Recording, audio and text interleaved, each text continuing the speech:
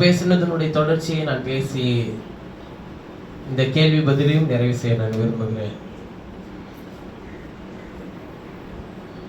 தேவனுடைய ஆலோசனை என்கிற தலைப்பின் கீழ் இருந்து உங்களோடு கூட பேச வேண்டும் என்று தீர்மானித்த இந்த செய்தியை நான் அடுத்த வாரம் கூடுகையில பேசுவேன். ஆலோசனை கூட்டம் என்கிற தலைப்பின் கீழ் இருந்து உங்களோடு கூட பேச நான் விரும்புகிறேன். அந்த செய்தியும் நான் இன்றைக்கு ஆயத்தம் செய்திருக்கிறேன். ஆனால் அதை அடுத்த வாரம் உங்களோடு பேசுகிறேன், பகிர்ந்து கொள்கிறேன். நிச்சயமாக வருகிற 12ஆம் தேதி 19ஆம் தேதி நமக்கு எப்பொழுது போல் வழக்கம் போல் இந்த இடத்தில் ஆராதனைகள் கூட்டங்கள் உண்டு. ஆனால் என்னோட பயணங்கள் அந்த நாளில் அவ்வளவு நல்லதாக இருக்குமா என்பது எனக்கு தெரியவில்லை. அதனால் என்னுடைய பயணங்களுக்காக விசேஷமாக தொடர்ந்து ஜெபிக்கும்படிக்கு சென்னை வருகிறேனா இல்லையா என்பதும் நான் உங்களுக்கு முன்னதாகவே அறிவிக்கிறேன். கர்த்தர் உங்களை ஆசீர்வதித்து பலப்படுத்துவார். சரிங்களா?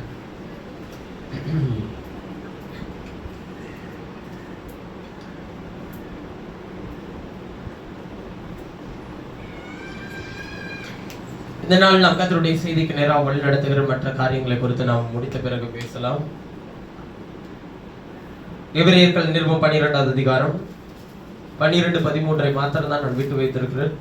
அந்த 2 அதிகாரங்களை குறித்து நாம் பேசுவோம். கேட்ட கேள்விகளுக்கும் பதிலை சொல்ல விரும்புகிறேன்.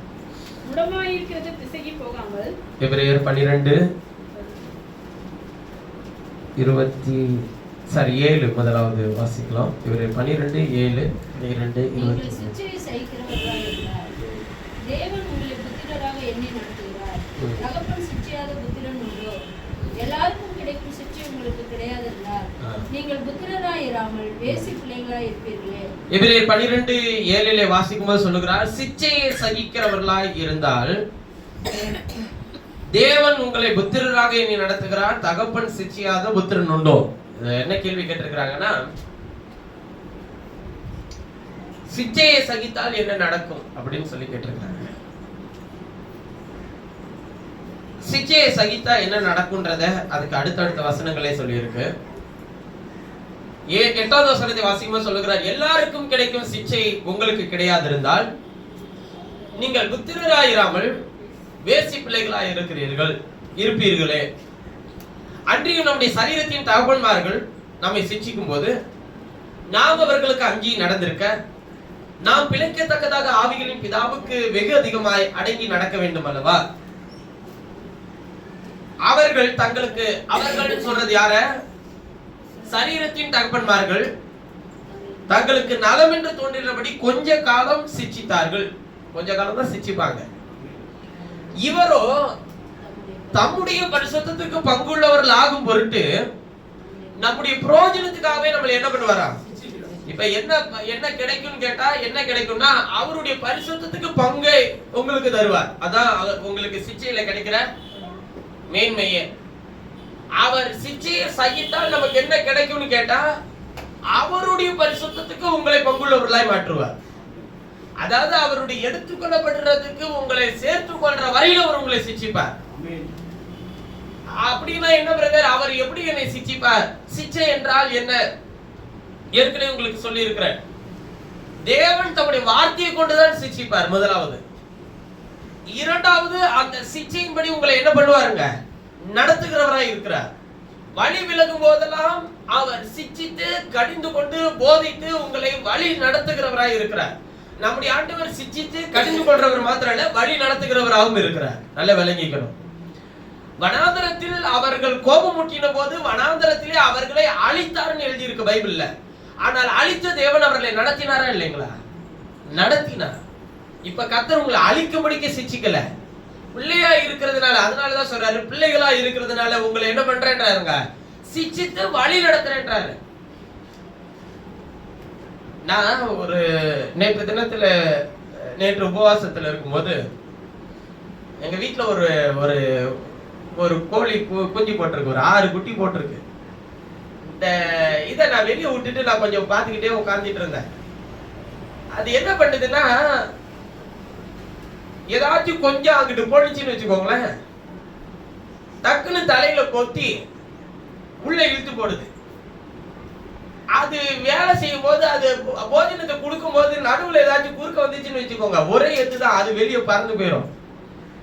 இப்ப இதெல்லாம் என்ன தண்டனையா? இதெல்லாம் என்ன? இதெல்லாம் வந்து கொடூரமா நடத்துது அப்படி சொல்ல முடியுமா? அது ஒரே உதையில அது தூக்கி பறந்து எங்கேயோ போய் விழுது கொஞ்சம். ஆனா அது மறுபடியும் திரும்பி எங்கதான் ஓடியாருது, மறுபடியும் அதுகிட்டதான் ஓடியாருது, தலையில கொத்துது. அப்படின்னாலும் அது மறுபடியும் எங்கதான் போகுது? செட்டிக்குள்ளதான் போகுது. அப்படின்னா என்ன அர்த்தம்? அதோட பிள்ளையா இருக்கிறதுனால அது என்ன பண்ணுது? தெரியாதனமா நீங்க போய் கைக்கு வச்சீங்கன்னு வச்சுக்கோங்க, அவ்வளவுதான். அப்ப அதோட பிள்ளைகளை அது பாதுகாக்கிறது, அதோட பிள்ளைகளை அது அரவணைக்கிறது, அதோட பிள்ளைகளை அது சிச்சிக்கிறது, அதோட பிள்ளைகளுக்கு போஜனம் கொடுக்கிறது, அதோட பிள்ளைகளுக்கு அது கடிந்து கொள்ளுதலுக்குள்ளே நடத்துது. ஏன் அப்படி நடத்துதெல்லாம் நமக்கு தெரியாது.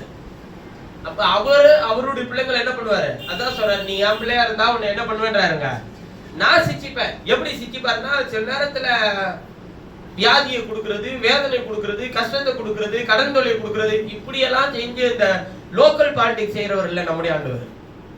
நல்ல விளங்கிக்கணும். தேவன் ஒருவனையும் பொல்லாக்கினால் சோதிக்கிறவர் அல்ல, சோதிக்கப்படுகிற எவனும் தேவனால் சோதிக்கப்படுகிறேன் என்று சொல்லாதிருப்பனாக எழுதியிருக்க. அப்படி இருந்தால் லோக்கல் பாலிடிக்ஸ் பண்ணுவார் ஆண்டவர். அதாவது உங்களுடைய வாழ்க்கையில் ஒரு சூழல் வரும்போது ஒரு உணர்வை ஏற்படுத்தி நீ திரும்பி வந்துருன்னு சொல்லுவாரு. அந்த சத்தத்தை கேட்டா அந்த பிரச்சனையிலிருந்து தப்பிச்சுக்கலாம். ஆனா நம்ம தான் என்ன பண்ணுவோங்க, கொஞ்சம் போட்டும் பார்க்கலாம் அப்படின்னு நம்ம காத்திருப்போம். இல்ல, அதாவது ஆண்டவர் சிச்சிக்கிற சிச்சைங்கிறது வசனத்தை கொண்டு உங்களை எச்சரிக்கிறாரா, திரும்பி வந்துடுங்க. சிச்சிக்கிறவர் மட்டும் இல்ல, வழி நடத்த போறவர் யாருதான். அதனால அவருக்கு முன்னாடி நம்மள நான் இப்படிதான் நடப்பேன் சொல்ல முடியாது. ஒண்ணு கொத்தி உள்ள சேர்க்க பாப்பாரு, கேட்கல ஒரே ஏத்து விட்டு நம்மளை கொஞ்சம் தூரமா போக வச்சு மறுபடியும் கூட்டிட்டு வர, நீயே ஓடியாருன்னு வச்சு தள்ளி விட போதெல்லாம் நான் பார்த்திருக்கிறேன். இது பாட்டுக்கு இது வேலையை பார்த்துட்டு இருக்கோம், அதுதான் கொஞ்சம் தூரமா போனது, அதுதான் ஓடியாரும். ஆண்டவர் விட்டு தூரம் போற மாதிரி உங்களுக்கு தோணுதா, திரும்பி வந்துருங்க. வழி நடத்த போறவர் அவர் தான். அதனால் சிச்சையை சகித்தால் அவருடைய பரிசுத்தத்தில் தேவன் உங்களுக்கு என்ன கொடுப்பார்? பங்கை கொடுப்பார். பரிசுத்தத்துக்கு பங்குள்ளவர்கள் ஆகிற வரையில அவர் உங்களை என்ன பண்ணிட்டே தான் இருப்பாரு. சின்ன சின்ன விஷயங்களை உங்களை கடிந்து கொண்டு சிச்சிக்கிட்டே தான் இருப்பார். தவறான புரிதல் இருந்தா அதையும் கண்டிப்பார், இதை விட்டு வெளியே வான்னு சொல்லுவார். மறைவான குற்றங்கள் இருந்தா அதையும் கண்டிப்பார், இதை விட்டு வெளியே வாங்குவார். அதனால எல்லாமே தேவனுக்கு முன்பாக நிறைவுள்ளவர்களா இருக்கிறோம்னு சொல்லி என்ன பண்ணிக்க கூடாதுங்க. இந்த பெருமூச்சு விட்டு அப்பாடா போதும், இவ்வளவுதான் நம்ம செஞ்சாச்சு, வாழ்ந்தாச்சு, எல்லாம் முடிச்சாச்சு அப்படின்னு சொல்லி உட்கார்றதுக்கு இங்க நேரமே கிடையாது. நாம் இன்னும் நம்மை சீர்படுத்தி சிறப்படுத்தி தேவனுக்கு நேராக இன்னும் நான் எப்படி கிரியைகளை செய்ய வேண்டும் என்கிற படிப்பினைக்குள்ளே கர்த்தர் என்ன பண்ணிட்டே இருப்பாருங்க, கொண்டு போயிட்டே தான் இருப்பாரு. நம்ம பிள்ளைங்களை எனக்குன்னு ஒரு பிள்ளை இருந்தா போதும் அப்படின்னு நினைப்போம். அப்புறம் பிள்ளை வந்ததுக்கு அப்புறம் அவன் கொஞ்சம் வளர்ந்துட்டானா போதும், அப்புறம் பிள்ளைங்களை எப்படியோ படிக்க வச்சுட்டா போதும், அப்புறம் படிச்சு முடிச்ச உடனே ஏதாச்சும் ஒரு வேலை கிடைச்சிருச்சுன்னா போதும், ஏதோ அவன் வாழ்க்கையை பார்த்துப்பான். அப்புறம் வேலை கிடைச்சிச்சுன்னா அவனுக்கு ஒரு கல்யாணம் நடந்துச்சுன்னா போதும், அப்புறம் அவனுக்கு கல்யாணம் ஆயிடுச்சுன்னா அவனுக்கு ஒரு குழந்தை குட்டின்னு இருந்துச்சுன்னா அவன் ஒரு குடும்பமா இருந்தா அதை பார்த்துச்சுன்னா போய் சேர்ந்துடும். அப்புறம் அதெல்லாம் படிக்க வைக்கிறதுக்கு ஆக மொத்தம் நமக்கு என்ன இருந்துகிட்டே இருக்கும், இது போதும் இது போதும் இது போதும் அடுத்தடுத்து விஷயத்தை வச்சிருக்கிறாரு. இந்த ஸ்டேஜ் எல்லாம் ஏன் வைக்கிறாரு தெரியுங்களா உங்களுக்கு? இதுல எல்லாம் உங்களை அழிக்கிறதுக்கு இல்ல, இதுல எல்லாம் உங்களை ஏங்க வைக்கிறதுக்கு இல்ல, இதுல எல்லாம் கர்த்தர் ஒன்றை உங்களுக்கு கற்றுக் கொடுக்கிறதுக்காக வைக்கிறார். எல்லாத்தையும் எடுத்தோன்னே எல்லாத்தையும் எடுத்து கையில பாக்கெட்ல இருந்து அள்ளி ஆண்டவர் என்ன பண்றது இல்ல. சிலரை இப்படி நடத்துவாரு, சிலரை இப்படி சுத்தி வந்து நடத்துவாரு. நாம என்ன நினைப்போம், அவனுக்கு கிடைச்சிச்சு, நமக்கு அந்த மாதிரி ஒண்ணு கிடைக்க மாட்டேங்குது. உனக்குன்னு கிடைக்கிறவரு கொஞ்சம் காத்துரு.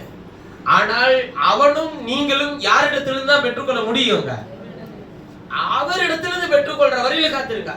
அவர் நிச்சயமா உங்களுக்கு தருவார். அவர் தருகிறதை ஒருவனும் தடை பண்ணி நிறுத்த இந்த உலகத்தில் என்னவே முடியாது, நிறுத்த முடியாது. அதனால அவர் கொண்டு போகிற அந்த சிச்சையின் பாதையில், அவர் நம்மை நடத்துகிற அந்த அனுபவத்தின் பாதையில் சந்தோஷமாய் பயணம் செய்யுங்கள். துக்கத்தோட அல்ல, சந்தோஷமா இதை செய்யுங்கள். ஏனென்றால் அவர் என்னை பரிசுத்தத்துக்கு பங்குள்ளவர் ஆகும்படிக்கு அவர் என்ன பண்றாருங்க, நம்மை நடத்துகிறார் என்கிற விசுவாசத்தோடு பயணம் செய்யுங்க. சரி, இவரேர் 12:23 பரலோகத்தில் பேரெழுதியிருக்கிற முதற் பேரானவர்களின் சர்வ சங்கமாகிய சபையினிடத்திற்கும் பரலோகத்தில் பேர் எழுதி இருக்கிற முதற் பேரானவர்களின் சர்வ சங்கமாகிய சபையினிடத்திற்கும் யாவருக்கும் நியாயாதிபதியாகிய தேவனிடத்திற்கும் பூரணராக்கப்பட்ட நீதிமான்களுடைய ஆவிகளிடத்திற்கும் புது உடன்படிக்கையின் மத்தியஸ்தராய் இருக்கிற இயேசுவின் இடத்திற்கும் ஆபேலுடைய இரத்தம் பேசினதை பார்க்கிலும் நன்மையானவைகளை பேசுகிற இரத்தமாகிய தெளிக்கப்படும் இரத்தத்தின் இடத்திற்கும் என்ன பண்ணீர்கள்? வந்து சேர்ந்தீர்கள். கேட்ட கேள்வி என்னன்னா, முதற் பேரானவர்களின் சர்வ சங்கமாகிய சபை அப்படின்னா என்ன? பூரணராக்கப்பட்ட நீதிமான்களுடைய ஆவிகள்னா என்னன்னு கேட்டிருக்கிறாங்க. முதற் பேரானவர்களின் சர்வ சங்கமாகிய சபை அப்படின்னா என்ன அப்படின்னு கேட்டிருக்கிறாங்க. முதல்ல இதுக்கு பதில் சொல்லுவோம், அப்புறம் பூரணராக்கப்பட்ட நீதிமான்களுடைய ஆவிகள் இடத்துக்கு போவோம். என்ன சொல்றாருன்னா, இஸ்ரவேலர்கள் எங்க வந்திருக்கிறாங்கன்னு முதல்ல சொல்றாரு. இந்த அதிகாரத்தை நீங்க வாசிக்கும் போது முதல்ல இஸ்ரவேலர்களை எங்க கூட்டிட்டு போனேன், உங்களை எங்க கொண்டு வந்து வச்சிருக்கிறேன் இப்படின்ற ஆண்டவர் டிஃபரெண்ட் பண்ற காரியம் தான் அது. இஸ்ரவேலர்கள் எங்க போனாங்கன்னு கேட்டீங்கன்னா 21வது வசனத்தில இருந்து வாசிக்கும் போது, மோசேயும் நான் மிகவும் பயந்து நடக்குகிறேன் என்று சொல்லத்தக்கதாக அந்த காட்சி அவ்வளவு பயங்கரமா இருந்தது. எந்த காட்சி? சீனாய் மலையிலே காண்பிக்கப்பட்ட அந்த காட்சி அவ்வளவு பயங்கரமா இருந்ததா? நீங்களோ சீயோன் மலையின் இடத்திற்கும், நம்மளே சொல்றாரு நீங்கள் சீயோன் மலையின் இடத்திற்கும் தேவனுடைய நகரமாகிய பரம எருசலேமின் இடத்திற்கும் 1000-10,000மான தேவதூதர்கள் இடத்திற்கும் பரலோகத்தில் பேர் எழுதியிருக்கிற முதற் பேரானவர்களின் சர்வ சங்கமாகிய சபையின் இடத்திற்கும் யாவருக்கும் நியாயாதிபதியாகிய தேவனிடத்திற்கும் பூரணராக்கப்பட்ட நீதிமான்களுடைய ஆவிகளிடத்திற்கும் இப்படின்னு சொல்லிட்டு வந்து புது உடன்படிக்கை மத்தியஸ்தராகிய இயேசுவினிடத்திற்கும் ஆபேலுடைய இரத்தம் பேசினதை பாருங்கள், நன்மையானவைகளை பேசுகிற இரத்தமாகிய தெளிக்கப்படும் இரத்தத்தின் இடத்திற்கும் வந்து சேர்ந்தீர்கள்ன்றார். இப்ப நம்மளை எங்க கூட்டிட்டு வந்து நிறுத்தி இருக்கிறாரு, எங்க இல்லன்றதான் அங்க சொல்றாரு. நீ அந்த பயங்கரமான காட்சியை பார்க்கலப்பா, மலையை தொட்டா செத்து போயிடுவான்னு சொன்னானே அந்த மாதிரி இடத்துக்கு நீ வரல. ஏன்னா அது நியாயப்பிரமாணம் கொடுக்கப்பட்ட இடம். இது எங்கன்னு கேட்டீங்கன்னா கிருபையின் பிரமாணம் கொடுக்கப்பட்ட இடம். அப்ப கிருபையின் பிரமாணம் உங்களுக்கு கொடுக்கப்பட்ட இடம் எங்கன்னா தேவனுடைய சரீரமாகிய சபைதான். அதான் சர்வ சங்கம்ன்றார்.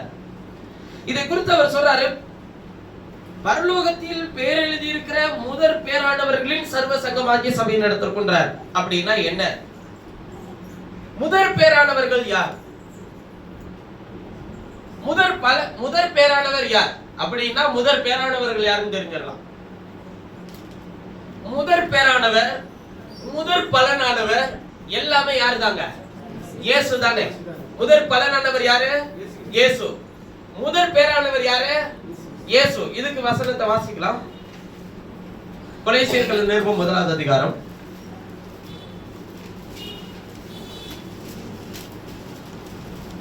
கொலைசியர் 1வது அதிகாரம் 17வது வசனத்தை வாசிக்கலாம்.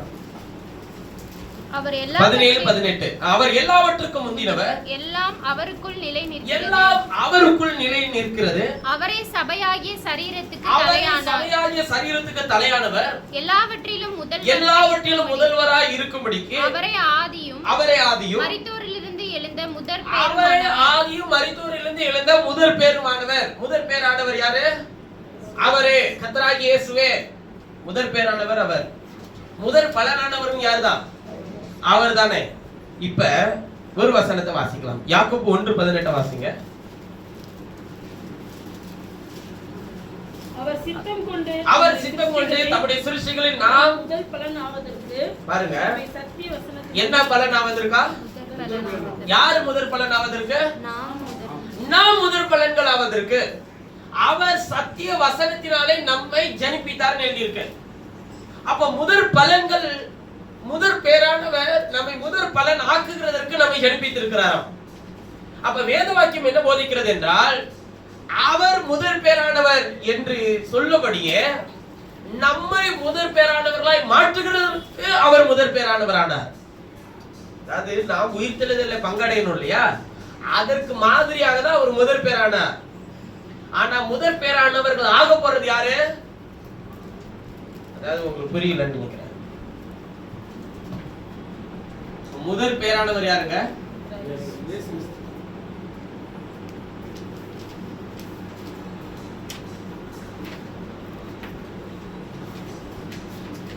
முதற் பலன் யாருங்க?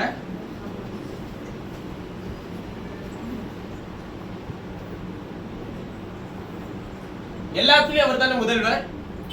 எல்லாவற்றிலும் அவர் தானே முதல்வராய் இருக்கும்படிக்கு அவரே சரீரமாகிய சபைக்கு தலையானவராய் இருக்கிறார்ல. கொலைசர் 1 வாசிங்க இல்லையா? இவரே முதற் பேரானவர் எழுதி இருக்கு இல்லையா? எதுக்காக அவர் முதற் பேரானவரானார்?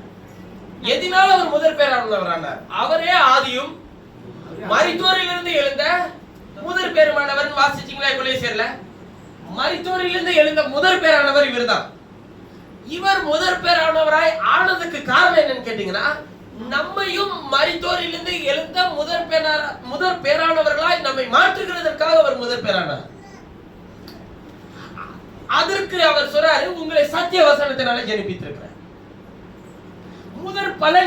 முதற் பலன் யாரு? அவர்தான். ஆனா அவர் சொல்றாரு, அவர் சித்தம் உண்டு அவருடைய சிருஷ்டிகளில் நாம் முதற் பலன்கள் ஆவதற்கு. எல்லா சிருஷ்டிப்புகளும் முதற் பலன் யாரு? முதலாக அவர் தனக்கென்று ஒரு சரீரத்தை ஆயத்தம் பண்ணினார். அதன் பிறகுதான் வான பூமி இதெல்லாம் சிருஷ்டிப்பு உண்டானது. மனிதனை எப்ப உண்டாக்கினார்? 6வது நாள்ல சாயலை உண்டாக்குறார். அதன் பிறகு சாயலாக சிருஷ்டிக்கப்பட்டான். அதன் பிறகு அவன் உருவாக்கப்படுகிறான். சரிங்களா?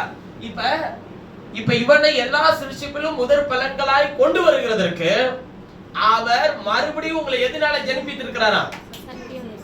ஏன்னா அந்த வசனம் தான் ஆதியில இருந்தது. அந்த வசனம் தான் வார்த்தையா இருந்தது. அந்த வார்த்தை தான் தேவனா இருந்தது. அந்த வார்த்தை தான் என்னவானதுங்க? மாம்சமானது. இப்ப ஆண்டவர் திரும்ப உங்களை எதனால ஜெனிப்பித்திருக்கிறாரு? ஜெனிப்பித்தல் என்னங்க? பிறக்க செய்யறது. அப்ப தேவன் உங்களை எதனால பிறக்க செய்திருக்கிறாருன்னா வசனத்தினால. எதுக்கு வசனத்தினால பிறக்க செய்தார்னா, அதுதான் ஆதி முதல் இருந்தது. அதனால் நீங்கள் பிறந்தால் நீங்கள் அவரை போல முதற் பலன் ஆவீர்கள் என்பதற்காக. புரியுதுங்களா? இப்ப என்ன சொல்றாருன்னா, பரலோகத்தில் பேர் எழுதி இருக்கிற முதற் பேரானவர்களை சர்வ சங்கமாகிய சபை நடத்திருக்கின்றார். அப்படின்னா என்ன? அவருடைய நாமம் தரிப்பிக்கப்பட்ட அவருடைய பிள்ளைகளாகிய அவருடைய சபை நடத்திருக்கும். நீங்க அங்கதானே வந்திருக்கீங்க. அவருடைய நாமம் தரிப்பிக்கப்பட்டவர்களா வந்திருக்கீங்களா? இஸ்ரவேலர்களுக்கு அவருடைய நாமம் தரிப்பிக்கப்பட்டுச்சா? இல்ல. அவருடைய நாமத்தின் மேல் விசுவாசம் உள்ளவர்களாய் அவர் ஏற்றுக்கொண்டவர்கள் எத்தனை பேர்களோ அத்தனை பேரும் தேவனுடைய பிள்ளைகளாக அதிகாரம் கொடுத்தார் இல்லையா? இன்றைக்கு ஆண்டவர் உங்களுக்கு தந்திருக்கிறாரா? அந்த அதிகாரத்தை இஸ்ரவேலர்கள் இடத்துல இருந்து வாங்கி உங்களுக்கு தந்திருக்கிறாரா இல்லைங்களா? சேஷபுத்திரமாக உங்கள்கிட்ட வந்துருச்சா இல்லைங்களா? அப்பா பிதாவி என்று கூப்பிடப்படுகிற புத்திர சுவிகாரம் உங்கள்கிட்ட வந்துருச்சா இல்லையா? வாக்குத்தத்தம் உங்களுக்கு வந்துருச்சா இல்லையா? தேவாராதனை உங்களுக்கு வந்துருச்சா இல்லையா? உடன்படிக்கை உங்களிடத்திற்கு வந்துருச்சா இல்லையா? எல்லாத்தையும் அவர் வாங்கி உங்கள்கிட்ட தந்தார். அதனாலதான் சொல்றாரு, முதற் பேரானவர்களின் சர்வ சங்கமாகிய சபை நடத்திருக்கும். முதற் பேர் கர்த்தராகிய இயேசுதான். அவருடைய நாமம் தரிப்பிக்கப்பட்ட அவருடைய சரீரமாகிய சபை நடத்திருக்கும் நீங்கள் வந்து சேர்ந்தீர்கள். அடுத்து கேட்ட கேள்வி என்னன்னா, பூர்ணராக்கப்பட்ட நீதிமான்களுடைய ஆவிகள் இடத்திற்குன்றார். நீதிமான்களுடைய ஆவி யார்? பாருங்கள், வேதத்தில் வாசிக்கும் போது எபிரேயர்கள் நிருபம் 2வது அதிகாரத்தில் ஒரு வசனம் இருக்கு, அதை வாசிக்கலாம்.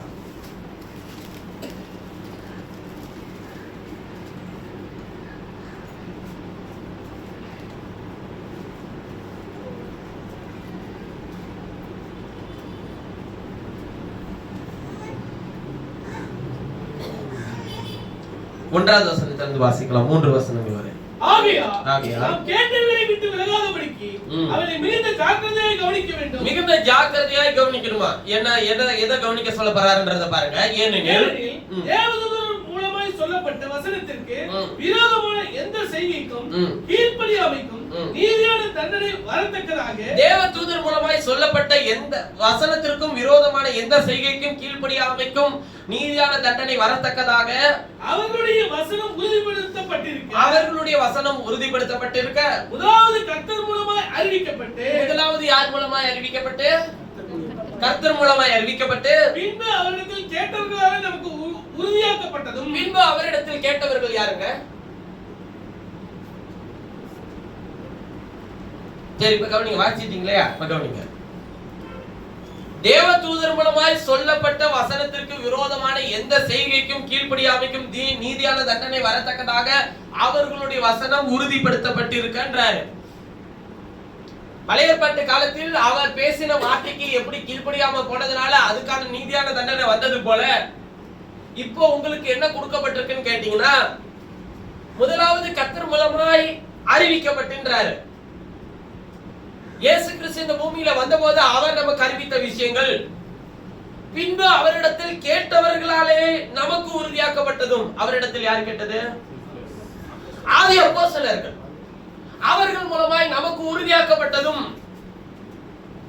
அடையாளங்களினாலும் அற்புதங்களினாலும் பலவிதமான பலத்த செய்கைகளினாலும் தம்முடைய சித்தத்தின்படி பகிர்ந்து கொடுத்த பரிசுத்தாவின் வரங்களினாலும் தேவன் தாமே சாட்சி கொடுத்ததுமாய் இருக்கிற இவ்வளவு பெரிதான ரட்சிப்பு குறித்து நாம் கவலையற்றிருப்போமானால் தண்டனைக்கு எப்படி தப்பித்துக் கொள்வோம்? அப்ப வேதம் எப்படி போதிக்கிறதுன்னு கேட்டீங்கன்னா, அவரிடத்தில் கேட்டவர்களாலே நமக்கு உறுதியாக்கப்பட்டதும். நிறைய பேர் இன்னைக்கு சொல்றது என்னன்னா, அது அப்போஸ்தலர்கள் சொன்னது.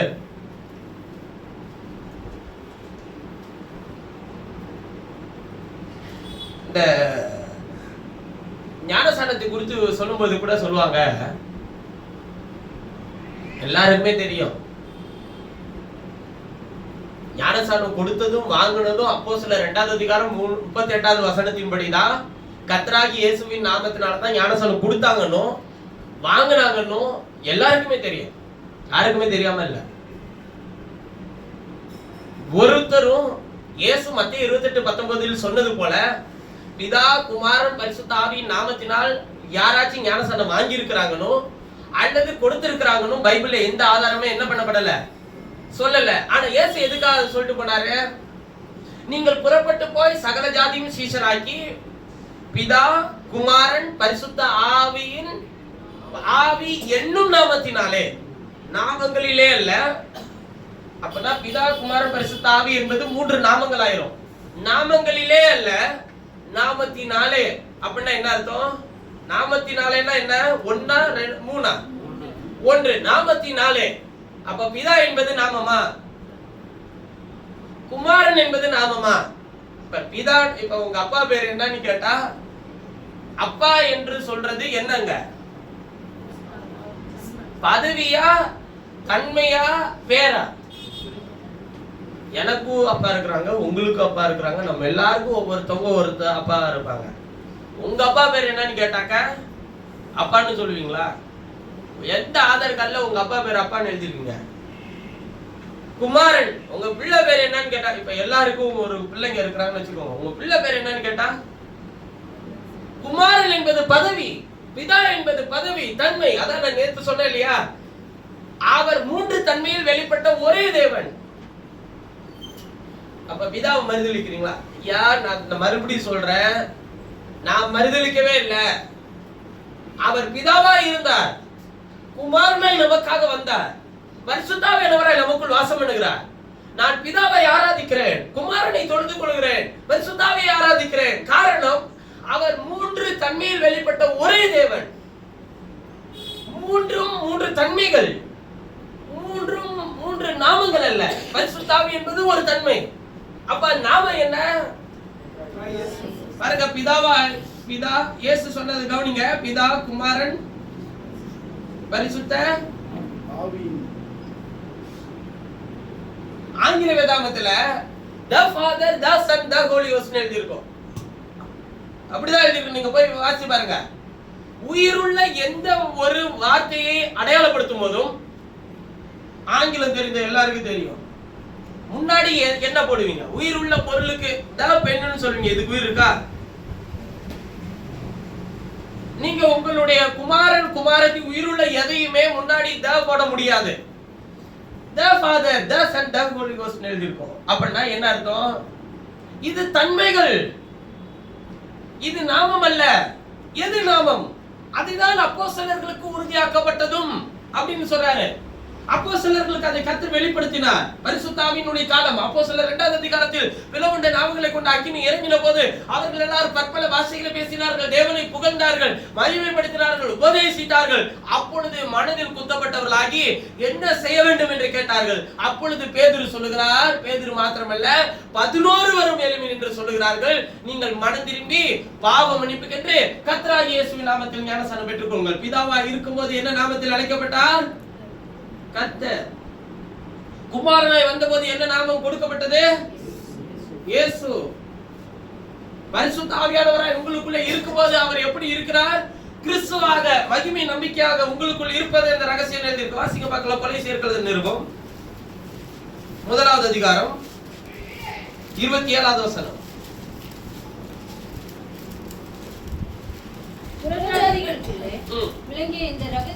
புறஜாதிகளுக்குள்ளே விளங்கிய இந்த ரகசியத்தில் உள்ள மகிமையின் ஐஸ்வர்யம் என்னதென்று தேவன் தம்முடைய பரிசுத்தவான்களுக்கு தெரியப்படுத்த சித்தமாயினார். கிறிஸ்துவானவர் மகிமை நம்பிக்கையாக உங்களுக்குள் இருப்பதே இந்த ரகசியம். பாருங்க, கர்த்தராகிய இயேசு கிறிஸ்து என்பதுதான் இதற்கான உண்மையான பெயர்.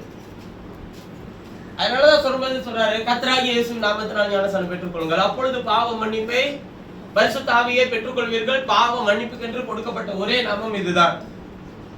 இந்த நாமத்துல ஞானஸ்நானம் கொடுத்தாங்க வாங்கினாங்கன்றதுக்கு பைபிள்ல பல வசனத்தை எடுத்து காட்ட முடியும். அப்போஸ்தலர் 2:38, அப்போஸ்தலர் 8வது அதிகாரம், அப்போஸ்தலர் 10வது அதிகாரம், அப்போஸ்தலர் 9வது அதிகாரம், அப்போஸ்தலர் 21வது அதிகாரம், இதுல எல்லாத்துலயும் எழுதியிருக்கு. நீங்க ஒரு ஆளையாச்சும் இதுல எடுத்திருக்கிறாங்கன்னு சொல்லி எடுத்து காட்டுங்க பார்க்கலாம். முடியாது. சரி, இப்ப இது ஒரு பெரிய டாக்டரினா எடுத்து வச்சு, ஐயோ இதுல எடுக்கலையா நீ பரலோகத்துக்கு போக மாட்டா, இதுல எடுத்தவெல்லாம் நரகத்துக்கு போயிடும், இதுல எடுத்தவெல்லாம் பரலோகத்துக்கு போக மாட்டா, அப்படி கிடையாது. ஆண்டவர் அதை வைக்கவும் இல்லை. கர்த்தர் ஒருவருக்கு அதை வெளிப்படுத்தினால் அதற்கு அவர்கள் செவி கொடுக்கிறார்கள். இதை வெளிப்படுத்துகிற வரையில அவங்களுக்கான டைம் இருக்கலாம். ஆனா எப்படி ஒதுக்கிறோம்னா, இவங்க இன்னாட்கள் எப்படி இந்த உலகத்தில் கம்யூனிட்டியை பிரிச்சு நீ இன்னாளு, நீ இன்னாளு, நீ இவங்க, நீ இன்னாரு. இவங்க சொல்றாங்க ஐயோ இவங்க மோசமானவங்க, இவங்க சொல்றாங்க ஐயோ இவங்க ரொம்ப மோசமானவங்க, இவங்களோட என்ன பண்ணவே கூடாது. ஒருவேளை இவன் பரலோகத்துக்கு வந்தா என்ன பண்ணுவீங்க?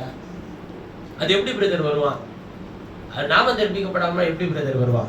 அவன் மூச்சுக்கு 300 தரம் இயேசு நாமத்துல தான் ஜெபம் பண்றான், இயேசு நாமத்துல தான் விடுதலை வேணும்னு கேட்கறான், இயேசு நாமத்துல தான் ரட்சிப்பு வேணும்னு கேட்கறான், எல்லாம் செய்யறான். அவனுக்கு இந்த விஷயங்கள் மட்டும் கர்த்தர் என்ன பண்ணல, தெரியப்படுத்தல. அவ்வளவுதான். எல்லாமே எல்லாருக்கும் என்ன பண்றது இல்ல, தெரியப்படுத்துறது இல்லை. இது வாக்குவாதம் பண்றதுக்கான விஷயம் இல்ல, விளங்கி கொள்கிறதுக்கான விஷயம். அதாவது உங்களுக்கு புரியும்படிக்கு ஒரு விஷயத்த சொல்றேன். ரோமன் கத்தோலிக்கர்களே கிபி 600 வரையிலும் கர்த்தராகிய இயேசு நாமத்துல தான் ஞானஸ்நானமே கொடுத்திருக்காங்க. தெளிச்சு கொடுக்கிற ஞானஸ்நானமே. கிறிஸ்து பிறந்த 1600 வருஷம் வரையிலுமே ரோமன் கத்தோலிக்கர்கள் எட்ட ஆதாரம் இருக்கு. கலைக்களஞ்சியத்துல ரோமன் கத்தோலிக்கர்கள் தான், கத்தோலிக்கர்கள் வரையிலுமே, அதாவது அப்போஸ்தலர் காலத்தில் கொடுக்கப்பட்ட இந்த ஞானஸ்நானம் ரோமன் கேத்தலிக் வரையிலுமே இப்படிதான் கொடுத்துட்டு வந்தாங்க. அதுக்கப்புறமேட்டு தான் மாற்றப்படுது. மாற்றப்பட்ட நிசாயா கவுன்சிலுடைய கொள்கைகளை ரோமன் கத்தோலிக்கர்கள் பின்பற்ற ஆரம்பிக்கிறாங்க. அந்த பின்பற்றுதலினுடைய விஷயம் தான் இந்த ஞானஸ்நானத்தை, இந்த பேரை உச்சரிக்கிறதை விட்டுட்டு அவர்கள் பிதா குமாரன் பரிசுத்த ஆவி என்று இந்த நாமத்தை உச்சரிக்க தொடங்கினார்கள். நான் மீண்டும் சொல்றேன், இது நாமமா இல்லையான்றது நீங்க தான் பைபிள்ல போய் படிச்சு தெரிஞ்சுக்கணும். நான் ஒரு வேலைக்காரனா எடுத்து காட்டிட்டேன். நான் பலமுறை இதை நான் ஞானஸ்நானம் எடுக்கும்போது கூட எனக்கு யாரும் சொல்லல. மறுபடியும் அவர்கள் எனக்கு சொன்ன ஒரே ஒரு விஷயம் என்னன்னா, ஞானஸ்நானம் வாங்கு, இல்லைன்னா எங்க போக மாட்டேன், பரலோகத்துக்கு போக மாட்டேன். கர்த்தர் எனக்கு புரிதலை தெளிவாய் கொடுத்தது எதுலன்னா, அப்ப இது எதுக்கு இயேசு சொன்னார், அவர் எதுக்கு சும்மா சொல்லிட்டு போனார் அப்படின்னு தான் நான் நினைச்சேன். அவரே சொல்லிட்டு போனதை ஏன் நாம ஃபாலோ பண்ணக்கூடாது அப்படின்னு நினைச்சேன். ஆனா அவர் சொன்னாரு, அப்பா இந்த நாம என்னன்னா இதுதான்ப்பா என்னுடைய ஒரிஜினல் பேர். இதோட அவர் நாம முடிஞ்சு போச்சா? இப்ப இவருக்கு இது மட்டும் தான் நாமமா? அவர் சொல்றாரு, எனக்கு என்ன தவிர வேற ஒருவரும் அறியாத ஒரு நாமம் இருக்கு, அது தேவனுடைய வார்த்தை என்பது என்னுடைய நாமம்.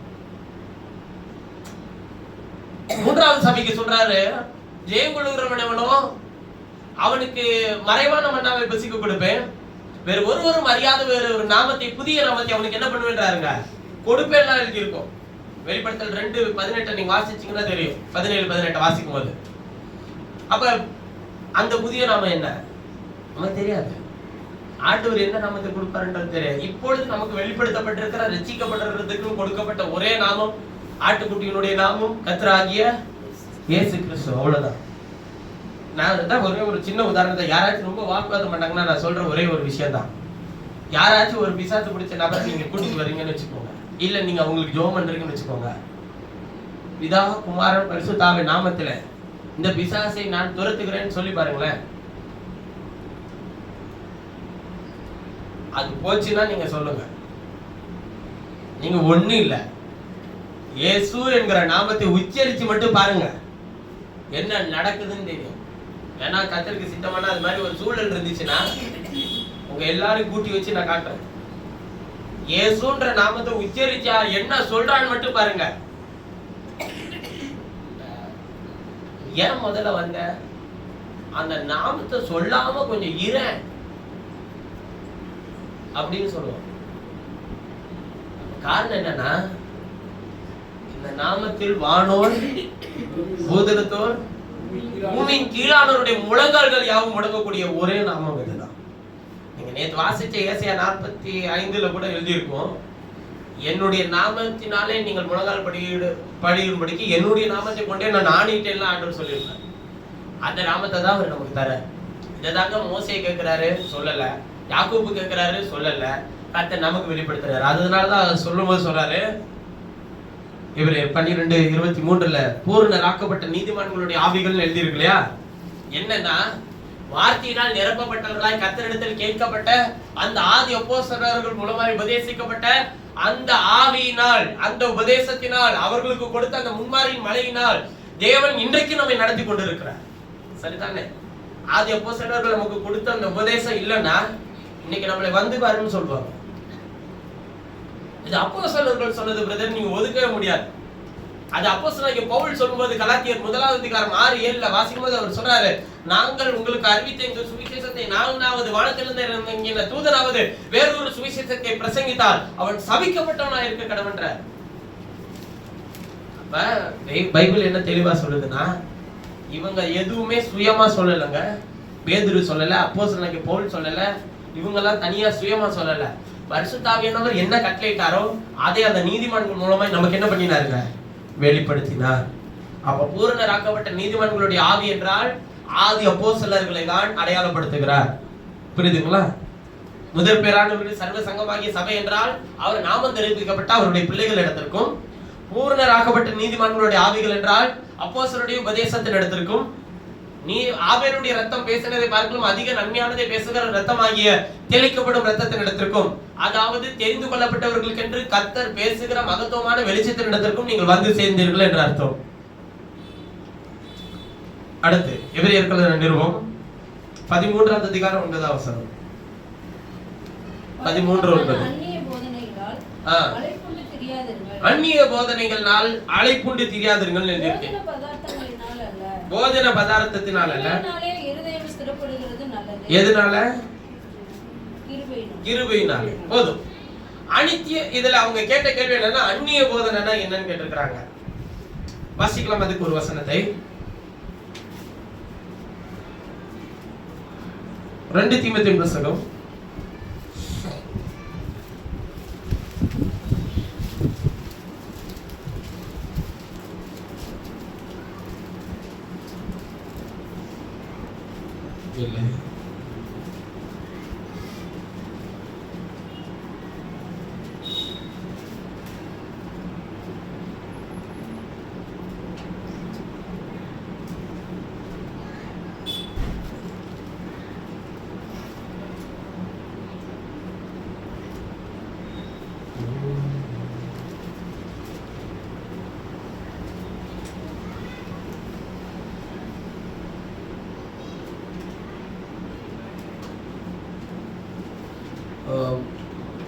2 தீமோத்தேயு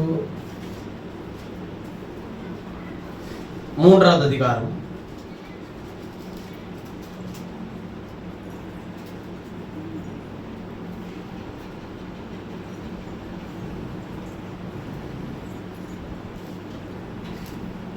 அந்நிய போதனையை குறித்து தீமோத்தேயுல ஒரு வசனம் இருக்கும். 4வது அதிகாரம் 2 தீமோத்தேயு 4:22 வசனத்திலிருந்து வாசிக்க பார்க்கலாம். சமயம் வாய்த்தாலும் வாய்க்காவிட்டாலும் ஜாக்கிரதையாய் திருவசனத்தை பிரசங்கம் பண்ணு. சமயம் வாய்த்தாலும் வாய்க்காவிட்டாலும் ஜாக்கிரதையாய் திருவசனத்தை பிரசங்கம் பண்ணு. எல்லா மீடிய சாந்தத்தோடும். இந்த பிரசங்கம் பண்ணுன்ற வார்த்தையை ஆங்கில வேதாகமத்தில் வாசிக்கும்போது எடுத்து சொல்லுன்னு எழுதியிருக்கு. சமயம் வாய்த்தாலும் வாய்க்கிறனாலும் உங்கள்கிட்ட இருக்கிற நம்பிக்கை குறித்து யாராச்சும் கேட்க வந்தாங்களா அவங்களுக்கு என்ன பண்ணணுமா? எடுத்து சொல்லணுமா? நமக்கு இருக்கிற நம்பிக்கை குறித்து யாதொரு ஒரு கேட்க வேண்டாம், வணக்கத்தோடு சாந்தத்தோடு ஏற்றுக்கொண்டு அவர்களுக்கு என்ன சொல்லணும்? மறுவுத்தரவு சொல்லணும்னு எழுதியிருக்கு. சமயம் வாய்த்தாலும் வாய்க்காவிட்டாலும் திருவசனத்தை ஜாக்கிரதையாய் பிரசங்கம் பண்ணு, எல்லா நீடிய சாந்தத்தோடும் உபதேசத்தோடும் கண்டனம் பண்ணி கடிந்து கொண்டு புத்தி சொல்லு. ஏனென்றால் அவர்கள் ஆரோக்கியமான உபதேசத்தை பாருங்க, எதை கேட்க பொறுக்க மனதில்லாமல் செவித்திட உள்ளவர்கள், ஆரோக்கியமான உபதேசத்தை பொறுக்க மனதில்லாமல் செவித்தின உள்ளவர்களாகி தங்கள் சுய இச்சைகளுக்கேற்ற போதகர்களை தங்களுக்கு தங்கள் சுய இச்சைகளுக்கேற்ற போதகர்களை தங்களுக்கு திரளாய் என்ன பண்ணி கொள்கிறாங்களா? சேர்த்துக்கொண்டு சத்தியத்திற்கு செவியை விலக்கி கட்டுக்கதைகளுக்கு சாய்ந்து போகும் காலம் வருன்றார். இங்க பாருங்க, அந்நிய போதனைனா என்னன்னு கேட்டீங்கன்னா, ஆண்டவர் கடைசி நாளில் சம்பவிக்கிற விஷயத்தை சொல்லும்போது சொல்றாரு, ஆரோக்கியமான உபதேசத்துக்கு செவி கொடுக்க மனசு இருக்காதான். இந்த வசனம் இப்படி சொல்லி இருக்கு. ஏன்னா இவ்வளவு நாள் வரையிலும் அதை ஃபாலோ பண்ணிட்டு இருந்திருப்பான், இவ்வளவு நாள் வரையிலும் அதை வேறு விதமா புரிஞ்சிருப்பான். இப்ப அது இல்லையா, இதை செய்யாதீங்க, அதை நம்ம தவறுன்னு கூட சொல்ல தேவையில்ல, இப்படி பைபிள்ல சொல்லி இருக்கு, இது பைபிள்ல இப்படி சொல்லி இருக்கா நீங்க கேட்டீங்கன்னா போதும், உடனே உங்களை என்ன பண்ணிடுவாங்க? இவன் துருபதேசக்காரங்க, இவ்வளவு நாள் நம்ம பின்பற்றி வந்ததை இவன் தப்புன்னு எப்படி சொல்லலாம்? ஏன் நான் சொல்லையா, நீ பின்பற்றின விஷயத்த பைபிளே தப்புன்னு நீ மறுக்குதியா? ஏன் அதுக்கு இப்படி கூட அர்த்தம் இருக்க கூடாதா? நீயே அதுக்கு அர்த்தம் கொடுக்குற. என்று எழுதியிருக்கு, நீ படிக்கும் போது என்றும் எழுதியிருக்கன்னு வசனம் சொல்லுதுன்னு சொன்னாக்கா அதுக்கு என்ன பண்ணிதான் ஆகணும்? நீ எதுக்கு உன்னை நியாயம் இருக்க போறது? எது என்னை தள்ளி என் வார்த்தைகளை ஏற்றுக்கொள்ளாதவனை நியாயம் இருக்கிறது ஒன்று இருக்கிறது, நான் சொன்ன வசனமே அவனை. இப்ப நியாயம் இருக்க போற வசனத்துக்கு நீ செவி கொடுக்கலன்னா உன்னை யாராலையும் காப்பாற்ற முடியாது. அதான் பரிசுத்தாவிக்கு விரோதமா பேசப்பட்ட தூஷணன்றாரு. நீ உன்னை தவறா புரிஞ்சுக்கிட்டு அதை விசுவாசித்து அதை கை கொண்டு இருக்கிறனா, கர்த்தர் உன் மேல அன்பு செலுத்தி உன் மேல இரக்கம் பாராட்டி, பாருப்பா இது இப்படி எழுதி இருக்கேன்னு கர்த்தர் சொல்றாருன்னா அதை சாந்தத்தோடு வணக்கத்தோடு அதை என்ன பண்ணிக்கணும்? ஏற்றுக்கொள்ளணும். அதை ஏற்றுக்கொள்ள மாட்டேன், இதெல்லாம் நான் பின்தொடர மாட்டேன். தாவீது சொல்கிறார், உன்னுடைய கற்பனைகளை அறிந்து கொண்ட போதும் நான் தீவிரித்து போனேன்றாரு. யோசிக்கவே இல்லை, தாமதம் பண்ணாமல் தீவிரித்து போனேன்றாரு. பாருங்க, ஒரு விஷயத்த சொல்ற, கந்தாகிய மந்திரி ரதத்திலே ஏசாயாவின் தீர்க்கதரிசி புத்தகத்தை வாசித்துக் கொண்டே போனார். கர்த்தருடைய ஆவியினால் ஏவப்பட்ட அப்போஸ்தலனாகிய பிலிப்பு ரதத்தோடு சேர்ந்து கொள் என்று சொல்லுகிறார். கர்த்தருடைய ஆவியானவர் சொன்னபடியே பிலிப்பு போய் சேர்ந்து கொள்கிறார். கந்தாகிய மந்திரி ஏற்றுக்கொண்டு ரதத்துல கூட்டிட்டு தான் போறான் பிலிப்புவை. அப்பொழுது அவன் வாசித்துக் கொண்டிருக்கிற வேத பகுதியை, நீ என்ன வாசிட்டு இருக்கான் பிலிப்பு கேட்கல, வாசித்துக் கொண்டிருக்கிற வேத பகுதியை பிலிப்புக்கு சொல்லி இவைகளுக்கு அர்த்தம் என்னன்னு தெரியுமான்னு கேட்கிறார். மயிர்கத்திற்கு முன்பாக சத்தமிடாத இருக்கிற ஆட்டை போல இருப்பாருன்னு சொல்லி இருக்க, இது யாரை பத்தி சொல்லி இருக்குன்னு கேட்கிறாரு. அவர்தான் நம்முடைய ரட்சகராக இயேசு என்று சொல்லி சொன்ன உடனே ரதத்தை நிறுத்தினான். நான் ஞானஸ்நானம் வாங்குறதுக்கு ஏதாச்சும் தடை இருக்கா? ஒரு தடை இல்ல. தண்ணீரை பார்த்து ரதத்தை நிறுத்துங்கள் என்று கட்டளையிட்டான். எங்க யுத்தத்துக்கு போயிட்டு இருக்கிறவன் தண்ணீரை பார்த்து ரதத்தை நிறுத்த சொன்னான். ரதத்தின் தண்ணீர் இடத்தில் கொண்டு போன உடனே பிலிப்பு அவனுக்கு கர்த்தருடைய நாமத்தினால் ஞானஸ்நானம் கொடுத்தான். ஞானஸ்நானத்தை வாங்கினோடனே அவன் யுத்தத்துக்கு போயிட்டு இவன் ஊழியத்துக்கு வந்தான். இப்ப பரிசுத்த ஆவியினுடைய நடத்துதல் எப்படி இருக்கு உங்களுக்கு விளங்குதுங்களா? அதெல்லாம் நான் ஏத்துக்க முடியாதுன்னு சொல்ல முடியுமா? எலும்பில் என்று 11 பேரும் பிரசங்கித்தார்கள். பேதுரும் பிரசங்கித்தால் 11 பேரும் எழுப்பி நிற்கிறாங்க. பிரசங்கத்தை கேட்ட அந்த 17 தேசத்தாரும் இருதயத்தில் குத்தப்பட்டவராகி, ஐயரே நாங்கள் என்ன செய்ய வேண்டும் என்று கேட்டார்கள். மனிதன் மீது பாவ மன்னிப்புக்கு என்று கர்த்தராகிய இயேசுவின் நாமத்தினாலே ஞானஸ்நானம் பெற்றுக் கொள்ளுங்கள், அப்பொழுது பரிசுத்த ஆவியின் வரத்தை பெறுவீர்கள். இந்த வாக்குத்தத்தமானது உங்களுக்கும் நம்முடைய தேவனாகிய கர்த்தர் தூரத்திலிருந்து உங்கள் பிள்ளைகளுக்கும் நம்முடைய தேவனாகிய கர்த்தர் தூரத்திலிருந்து வரவழைக்கிற யாவருக்கும் உரியதா இருக்கிறதுனார். இது வாக்குத்தத்தையா, இதை பெற்றுக்கொள், உன் பிள்ளைகள் பெற்றுக்கொள்ளட்டும். அது உங்களுடைய தூரத்திலிருந்து வரவழைக்கிற எல்லாருக்கும் இதுதாயா வாக்குத்தத்தம், இதுதாயா வழி, இதுதான் சத்தியம் அப்படின்னு அவர்கள் சொல்றாங்க. இன்னும் அநேக வார்த்தைகளாலே சாட்சி கூறி மாறுபாடு உள்ள இந்த சந்ததியை விட்டு விலகி உங்களை ரட்சித்துக் கொள்ளுங்கள் உபதேசிக்கிறாங்க. இருதயத்தில் குத்தப்பட்டதுனாலதான் அவன் கேட்கிறான். கேட்ட பிறகு நாங்க இவ்வளவு நாள் இதை ஃபாலோ பண்ணிட்டு வரோம், இது என்ன புதுசா இருக்கு, இதை ஏன் பின்தொடரணும்னு கேட்டாங்களா? இல்லையே. சவுல் குதிரை மேல் ஏறி பயணம் செய்து போய் கொண்டிருக்கும் போது சடுதியாய் ஒரு வெளிச்சம் அவனை சந்தித்தது. ஆண்டவரே நீர் யார்? அதுக்கு அவர் சொல்றார், முள்ளை உதைக்கிறது உனக்கு கடினமா இருக்கும், நீ துன்பப்படுத்துகிற இயேசு நானே. நான் எங்க ஆண்டவரை துன்பப்படுத்துறேன்? என் ஜனத்தையே வேதனைப்படுத்த போறேன். வெளிச்சம் தானே சந்திச்சுச்சு. பவுல் கேட்ட கேள்வி என்ன? ஆண்டவரே நீர் யார்? எப்படி வெளிச்சம் சந்தித்த உடனே பவுல் இப்படி கேள்வி கேட்க முடியும்? ஏனென்றால் அவன் கமாலியனுடைய பாதத்தில் அமர்ந்து சிறு வயது முதல் வேத எழுத்துக்களை கற்றுத் தெரிந்தவன். முச்செடி நடுங்க அதிரசனமா அந்த வெளிச்சத்தை அவன் படித்து தெரிஞ்சிருக்கிறான். மோசேக்கு காண்பிக்கப்பட்ட அந்த வெளிச்சத்தை பார்த்திருக்கிறான். எலியாவை அக்கினியின் ரதம் எடுத்துக்கொண்டு போனதை அறிந்திருக்கிறான். அதே வெளிச்சத்தை அவன் கண்கள் கண்டு குருடாய் இருக்கிறான். அதனால தெரியும் அது தேவனை தவிர வேறு ஒருவரும் அப்படி அல்ல என்பதை அவன் அறிந்திருந்தான். எல்லாத்தையும் கழட்டி விட்டார் ஆண்டவர் பவுலுக்கு. இப்ப ஆண்டவர் தன்னை வெளிப்படுத்துறதுக்கு அரபி தேச வனாந்தரத்துக்கு அவனை கூட்டிட்டு போய் தன்னை வெளிப்படுத்துறார். இதெல்லாம் நான் அறிந்து கொள்ள முடியாத ஆண்டவரேன்னு சொன்னான். அவன் எழுதி இருக்கிறாருங்க, நான் முன்பு அப்போஸ்தலரானவரிடத்தில் போகாமல் கிறிஸ்து எனக்குள் உருவாகும்படிக்கு நான் அரபி தேச வனாந்தரத்துக்கு கொண்டு போகப்பட்டேன், அதன்படியே நான் உங்களுக்கு பிரசங்கிக்கிறேன் என்று அப்போஸ்தலனாகிய பவுல் சொல்லுகிறார். என்ன ஒரு வைராக்கியம் நீங்க நினைக்கிறீங்க? இங்க ஆளுக்கு ஒவ்வொரு பலகையை வச்சுக்கிட்டு நான் இன்னார், நான் இன்னார், நீ இன்னார், நீ இன்னார், ஜனங்களுக்குள்ள பிரிவினை, ஜனங்களுக்குள்ளே வேறுபாடு, ஜனங்களுக்குள்ள ஏற்றத்தாழ்வுகள், ஜனங்களுக்குள்ள இதுவா பேசிடாத, அவங்களோட என்ன பண்ணிடாத, சம்பந்தம் கலந்துடாத, அவங்களோட என்ன பண்ணிடாத, போயிடாத. நம்ம ஆட்களா இருக்கிறான்னு பாரு பிரதர். ஓ ஆளு யாரியா? எல்லாருமே யாருடைய ஆளு? கர்த்தருடையவர்கள். அவங்களுக்கு ஒண்ணு புரியலையா? உன்னை காட்டிலும் நிறைய விஷயம் அவங்களுக்கு தெரியும். உனக்கு விஷயம் தெரிஞ்சிருக்கணும். அதாவது என்ன, நாம் ஜனங்கள் தேவனை அறிந்து கொள்ளக்கூடாதபடிக்கு தடையா இருக்கிறது என்ன தெரியுமா? நான் இருக்கிறதா பெரிய பொசிஷன் நினைச்சான்னு வச்சுக்கோங்களேன், அந்த மேட்டிமே வேதத்துல இருந்து ஒண்ணு கூட கத்துக்க முடியாது.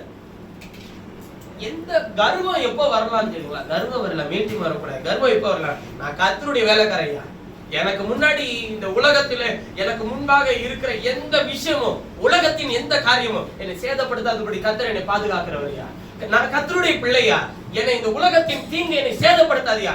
அந்த இடத்துலலாம் அந்த கர்வத்தை காண்பிக்கணும். அங்கெல்லாம் இல்ல. அங்கெல்லாம் ஏன் இப்படி நடக்குது அப்படின்னு கூனி குறுகி போயிடுவோம்.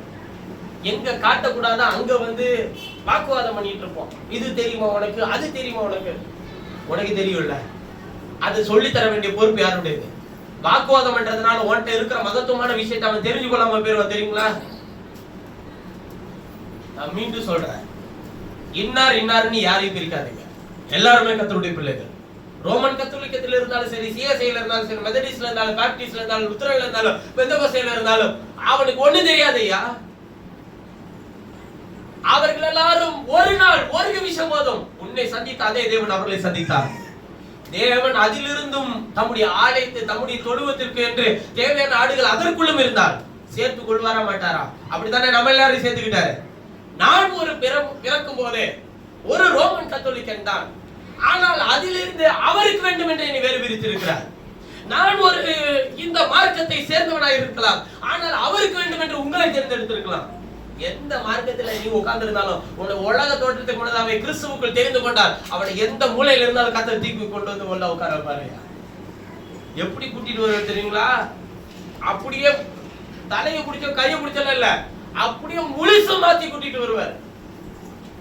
தேவன் மாறாதவர். உன்னை நேசிக்கிறபடினால அதை செய்வார். உனக்கு புரியாது, இப்ப உனக்கு அவர் என்ன செய்யறாருன்றது உங்களுக்கு புரியாது. காலம் போக போக, நாட்கள் போக போக உனக்கு அறிந்து கொள்கிற மேன்மையான விஷயங்கள், நாம் இதற்கு பாத்திரனா என்று யோசிக்கக்கூடிய அளவிற்கு கர்த்தர் உன் கண்ணை திறக்கும் போதுதான் தெரியும். நான் ஒரு கிட்டத்தட்ட 22 வருஷம் நான் ஒரு சபையில விசுவாசியா தான் இருந்தேன். எனக்கு தெரிஞ்ச விவரம் தெரிஞ்ச 2 வயசுல என்னை எங்க அம்மா சர்ச்சைக்கு கூட்டிட்டு போனாங்கன்னு வச்சுக்கோங்க. அதுல இருந்து இன்றைய வரையிலும் ஒரு சபையில விசுவாசியா இருந்திருக்கிறேன்னு வச்சுக்கோங்க. நான் எவ்வளவோ கேள்விகளுக்கு நான் கேட்டுக்கிறேன், ஆண்டவர் இதுக்கு பதில் சொல்லு, இது பதில் சொல்ல ஆண்டவர், இது எனக்கு புரியல, எனக்கு கேளு ஆண்டவர். கர்த்தர் என் கண்ணை திறந்த போதெல்லாம் எனக்கு ஆண்டவர்கிட்ட கொடுக்கிற ஒரே நன்றி கடன் என்ன தெரியுங்களா? என் கண்ணீரை தேவனுடைய சமூகத்துல செலுத்தி இருக்கிற காரணம், இந்த மகத்துவங்களை பார்க்க என் கண்களை திறந்த அருளினதற்கு நான் எவ்விதத்திலும் தகுதியானவன் அல்ல. ஆண்டவர் என்னை அடையாளப்படுத்தினதே வசனத்தினால்தான்.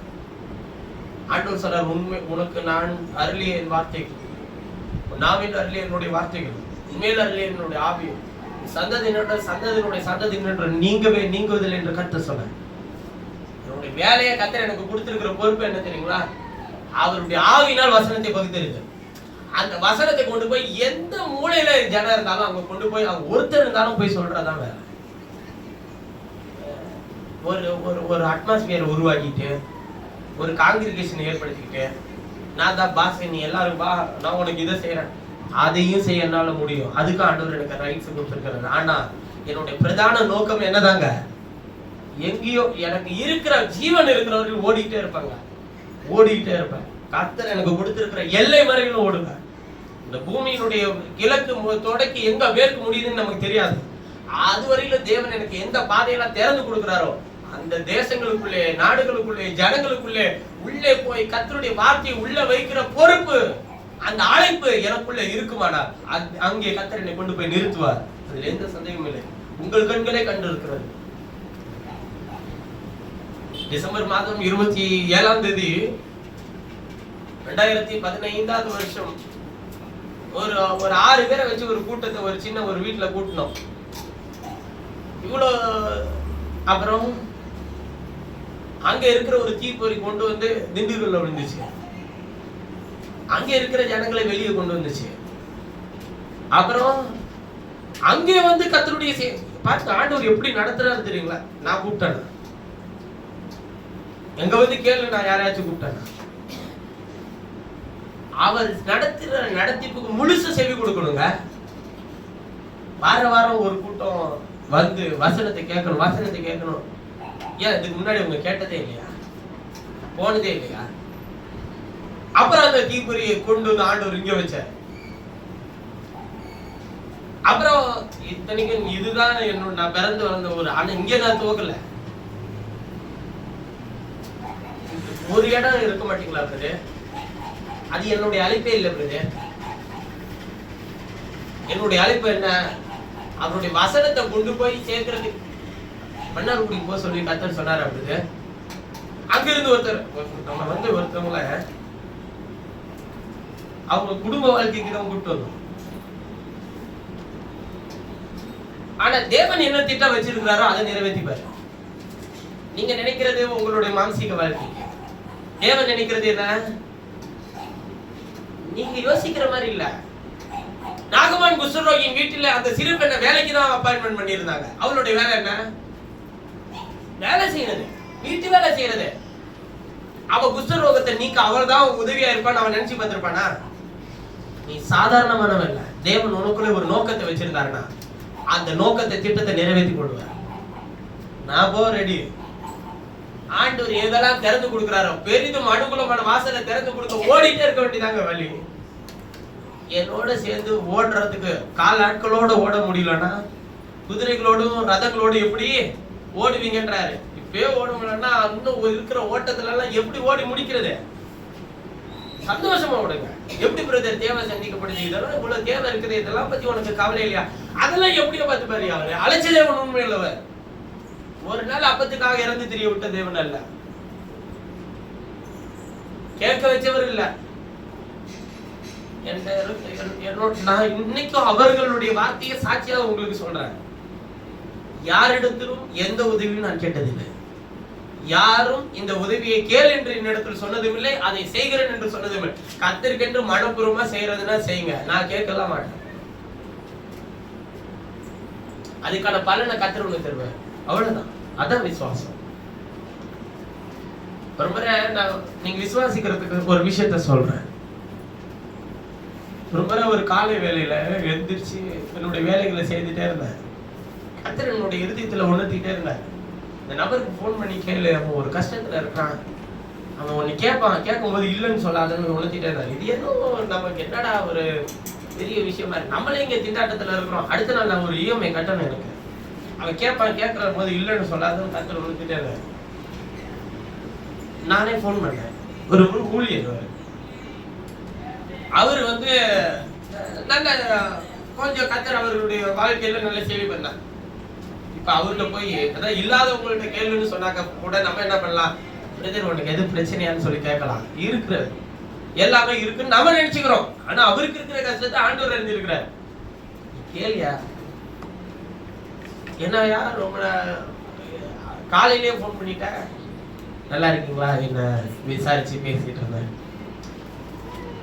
எதுவும் கஷ்டம்னா எதுவும் பிரச்சனையா அப்படின்னு சொல்லி சொன்னேன். இன்னைக்கு காலையில ஒருத்தவங்களுக்கு முடியாம இருக்கிறாங்க. நான் வச்சிருந்த காசு எடுத்து இன்னொருத்தவங்கள்ட்ட கொடுத்துட்டேன். எனக்கு ஒரு 5000 ரூபா இருந்தா அவங்களுக்கு கொடுத்துருவேன், கொடுக்குறேன்னு சொல்லிட்டேன். இப்ப பார்த்தா இல்ல, என்ன பண்றதுன்னு தெரியல. நான் நாளைக்கு இஎம்ஐ கட்டுறதுக்கு வச்சிருக்கேன். இருக்கிறத எடுத்து இப்பவே உங்களுக்கு என்ன பண்றேன், அவர்கிட்ட சொல்லல, இப்படி கத்தர் தர சொல்றாருன்னு சொல்லலாம். எங்கள்கிட்ட எல்லாம் ஒரு நாளாச்சும் கேட்டீங்களா, எங்களுக்கு டெய்லி எவ்வளவு இருக்கு தெரியுங்களா? உங்க பிரச்சனையெல்லாம் சுமக்கிற அளவுக்கு எனக்கு திராணி இல்லையா? என் பிரச்சனையை சுமக்கவே முடியல. நானே அது அவர் மேலதான் வச்சுட்டு நான் ஓடிட்டு இருக்கிறேன். ஐயா, என் பாரத்தை நீ சுமரு, உன் பாரத்தை நான் சுமந்துட்டு என்ன பண்றேன் ஆண்டவரே? வேணா முடிஞ்ச என்னோட விஷயத்த சேர்த்து வேணா சுமந்துட்டு வரணும் வாங்க. அப்ப கேட்டேன், கொடுத்தாச்சு. குறிப்பா அப்ப எல்லாம் கேட்கும்போது சொல்றாங்க, அவங்களுக்கு அன்னைக்கு காலையில ஆபரேஷன். எப்படி நீ போன் பண்ணி கேட்டு நீ கொடுத்த ஒன்றை வச்சிருக்கியா இல்ல ஒன்றை மறுபடியும் அதை திருப்பி அதை கொடுத்துட்டாங்கன்னு வச்சுக்கோங்களேன், சாயங்காலத்துக்குள்ள எனக்கு திருப்பி தந்துட்டாங்கன்னு வச்சுக்கோங்களேன். இல்ல என்னோட இருதயத்துல அப்படி ஓடிட்டே இருந்துச்சு ஒரு மாதிரி, ஏதோ ஒரு தேவைக்காக. அதனால பத்திரமா வச்சிருந்தேன். அன்னைக்குன்னு பார்த்தா அன்னைக்கு காலையில எடுக்கிற படுப்பாவீங்க காலையில எடுக்காம அவங்க அடுத்த நாள் எடுக்க வச்சார். 2ஆம் தேதினா காலையில நான் தூங்கி முழிக்கிறதுக்குள்ளேயே எடுத்துருவான். காலையில எடுக்க வைக்காம இன்னைக்கு சாயங்காலம் மறுபடியும் அவர் கொடுத்த போட்டது பிறகு 3ஆம் தேதி எடுத்தான். சரித்திரத்திலே இடம் பெற்றது இல்ல. ஏன்னா நீங்க நம்பலனாலும் என்னுடைய ஸ்டேட்மெண்ட்டை கொண்டு வந்து நான் வேணா தரேன். இந்த மாசம் கூட 2ஆம் தேதி அக்டோபர் மாசம் காந்தி ஜெயந்தி, சரி பரவாயில்ல இன்னைக்கு பேங்க் லீவு, இன்னைக்கு எடுக்க மாட்டான் நான் நினைச்சேன். ஆனா காலையில நான் தூங்கி எந்திரிக்கிறதுக்குள்ள 6 மணிக்கெல்லாம் எடுத்துட்டான். ஆனா அன்னைக்கு லீவு நாளும் இல்ல, ஆனா எடுக்கல, 3ஆம் தேதி தான் எடுத்தான். அதாவது என்ன நான் இதுக்கு சொல்ல வரேன்னா, கதை நம்ம நடத்துற நடத்திப்பு இருக்குல்ல, அதுக்கு முழு சோப்பு கொடுக்கணும். அது புரியாது, நம்மளுடைய மண்டைக்கு ஏறவே ஏறாது. இந்த அந்நிய போதனைன்றது என்னன்னு கேட்டீங்கன்னா, அவருடைய மகத்துவமான விஷயங்களை புரிஞ்சுக்காம ஏதாச்சும் ஒண்ணு நம்ம சின்ன வயசுல இருந்து ஒண்ணு கத்துட்டு வந்திருப்போம். நான் ரோமன் கத்தோலிக்கத்துல ஒண்ணு கத்திருப்பேன், நான் போயிட்டு இருந்த சபையில ஒண்ணு கத்திருப்பேன். அந்த பழக்கங்களை எதையாச்சும் கொண்டு வந்து உங்கள்ட்ட புகுத்திருக்கிறேன்னா இல்லையே. பைபிள் சொல்லுதான் நம்ம செய்வோம், பைபிள் சொல்லுதான் நம்ம பின்பற்றுவோம், பைபிள் சொல்லுதான் நம்ம ஃபாலோ பண்ணுவோம். அப்படித்தானே சொல்லியிருக்கிறேன். ஏன் இங்க இருக்கிற சகோதரர்களுக்கெல்லாம் தெரியும் எப்படி நம்ம உபவாசி பண்றது தெரியும். டீயை டின்னு கணக்குல வச்சுக்கிட்டு குடிச்சுக்கிட்டே என்ன பண்ணுவாங்க, உபவாசிப்போமா இல்லையா? குடியாமல் குடியாமல் இருந்திருக்கிறோமா? நம்ம 40 நாள் நாங்க ஒருவேளை உபவாசிக்கும் போதெல்லாம் நானும் சகோதரர் ஆரன் அவர்கள்லாம் நாங்க ராத்திரியில போய் ஜெபம் பண்ணுவோம். டெய்லியும் ஒரு நாள் விட மாட்டோம், எல்லா நாளுமே ஜெபம் பண்ணுவோம். எதுக்கு ஜெபம் பண்ணி இருக்கிறோம்னு கேளுங்களேன். ஒரே விஷயம் தான், டெய்லியும் எங்களுக்காக நாங்க உங்களுக்குள்ள இருக்கணும், வசனத்தை வாசிக்கணும், தேடணும். கரண்ட் லைட்டு போட்டா கரண்ட் பில் ஆகுதுன்னு சொல்லுவாங்கன்னு கூட நைட்லாம் வெளிச்சத்துல பைபிள் படிச்சதெல்லாம் உண்டுங்க. ராத்திரில இருட்டுக்குள்ள நடக்க கூடாது. நடந்துச்சுன்னா என்ன கேட்குமா? சத்தம் கேட்குமா? தூக்கம் கலத்திருமா? கீழே இருக்கிறவங்களுக்கு உபவாசத்தோட இருப்பவங்க மேல யாரும் நடக்காதீங்கன்றாங்க. அதனால மேல அங்க போய் அது வெக்கையோ முழுக்கமோ இந்த தலைமுறைக்கெல்லாம் இந்த அந்த அனுபவம் ஒண்ணு கூட கொடுக்கறது இல்ல. ஏன்னா அது படிய நீங்க தான் ஒரு தூக்கி அது மேல பாரத்தை வச்சிருக்கீங்க, படின்னு. அதனால அதுக்குள்ளேயே போயிட்டே இருந்துச்சுன்னா அதுக்காக படிக்க வேணாம்னு சொல்ல, நல்லா படிங்க. அதுக்காக நான் முட்டை மார்க் வாங்கின வேலை, அதுலயும் நல்லா படிக்க வச்சாரு ஆண்டவர். வேதத்தை தேட வாசிக்கவும் வச்சாரு. நைட் லாம்ப்ல, அதுவும் நைட் லாம்ப்ல இன்னைக்கு கூட வெள்ளை கலர் பல்ப் இருக்கு. அவங்க இருந்த ஒரே லைட்டு மஞ்சள் கலர் தான். அது ஒரு மாதிரி மஞ்சள் கலர், அது குண்டு பல்பு கூட கிடையாது. அதுல உட்காந்து படிச்சவங்கயா. ஆனா ஏதோ ஒண்ணு இருந்துச்சுயா, ஏதோ ஒரு சந்தோஷம் இருந்துச்சுயா. சாப்பிட மாட்டோம், வீட்டுல இங்க வந்தா திட்டு விடுவோம், இன்னும் அங்கே இருக்கிறீங்கன்னு சொல்லி திட்டு விடுவோம். ஜெபம் பண்றோம், உபவாசிக்கிறோம்னா தான் விடுவாங்க. திரும்பி இங்க வந்தாக்கா எங்க அப்பா ஒரு வேலையை வச்சிருப்பாரு, ஒரு பெரிய பட்டியல. அதுவும் இந்த குறிப்பா ஃபங்க்ஷன் அவங்க பிரேயர் உபவாசம் வைக்கிறது எப்பன்னா இந்த விழா காலத்துலதான். அந்த விழா காலம் முழுசும் எங்க கடையில வேலை இருக்கும். இதையும் பார்க்கணும். தண்ணிக்கு வீட்டுல தண்ணிக்கு கஷ்டம். தண்ணியும் உபவாசத்துல போய் தண்ணி தூக்கிட்டு வருவோம். இதெல்லாம் எதுவுமே செய்யக்கூடாது, ஆனா செஞ்சிருக்கணும். வழி இல்லை. அடுத்த வேலை குளிக்கணும்னா என்ன இருக்காது, தண்ணி இருக்காது. என்ன உபாச்சாரு, ஜெபம் பண்ணு, தண்ணி வேணும்ல, அது அழுட்டு வந்து ஊத்திட்டு அப்புறமேட்டு எங்க பண்ண, போ சர்ச்சுக்கு போ, என்னமோ பண்ண. ஆனா ஒருத்தருட்டி பேச மாட்டேயா, அங்க பாட்டுக்கு உட்காந்து ஜெபம் பண்ணுவையா. ஒரு மாதிரி இருக்கா, டீ எடுத்து குடிப்போம், மறுபடியும் உட்காந்து என்ன பண்ணுவோம், ஜெபம் பண்ணுவோம், அப்படியே படுத்துப்போம். அந்த பிளாஸ்டிக் பாயை இழுத்து போத்திக்கிட்டு தூங்குவோம் குளிருதுன்னா. அப்படிலாம் வாழ்ந்த நாட்கள்லாம் அன்றைக்கு நடந்த, அதாவது அதே மாதிரிதான் இன்னைக்கு நீங்க செய்யணும்னு சொல்லல, நான் மறுபடியும் சொல்றேன், அதை தான் நீங்க செய்யணும்னு சொல்லல. அப்படின்னா நான் இன்னும் அதே மாதிரி போயிடுற மாதிரி ஆயிரும், புரியுதுங்களா? அதே தான் நீங்க செய்யணும்னு சொல்ல. எங்களே அப்படி வழி நடத்தி வந்த தேவன், அவரை கற்றுக்கொள்ள வைத்த தேவன், இன்றைக்கு உங்களுக்கு மகத்துவமான விஷயங்களை வெளிப்படுத்தி தராருன்னா அந்த தேவன் உங்கள் மேல் வச்ச அன்பு ஐயா. அந்த அன்பை பின்தொடர்ந்து இன்னும் முன்னோக்கி போங்க. கேள்வி கேட்டாங்க கூட உட்கார வச்சு பதில் சொல்றதுக்கு யாரு இருந்தாங்கன்னு கேட்டு பாருங்க. ஒருத்தரும் கிடையாது. கேட்க முடியுமான்னு கேட்டு பாருங்க. கேட்டாக்க என்ன சொல்லுவாங்க, போய் நீ படிச்சு தெரிஞ்சுக்கன்றாங்க. குறை சொல்லையா, அவர்களுக்கு அதுதான் தெரியும். தேவனிங்களை இதன் பாதையில வழி நடத்தி கூட்டிட்டு வந்த சந்தோஷமா இருக்கிறோம். இன்றைக்கும் எந்த பாடுகள் வந்தாலும், எங்க உட்காந்துட்டு போனாலும் சந்தோஷமா போவோம்ல. கைய கல்வி உதறி மூஞ்சில விடுவாயா இந்த ஊழியத்தின் பயணத்துல.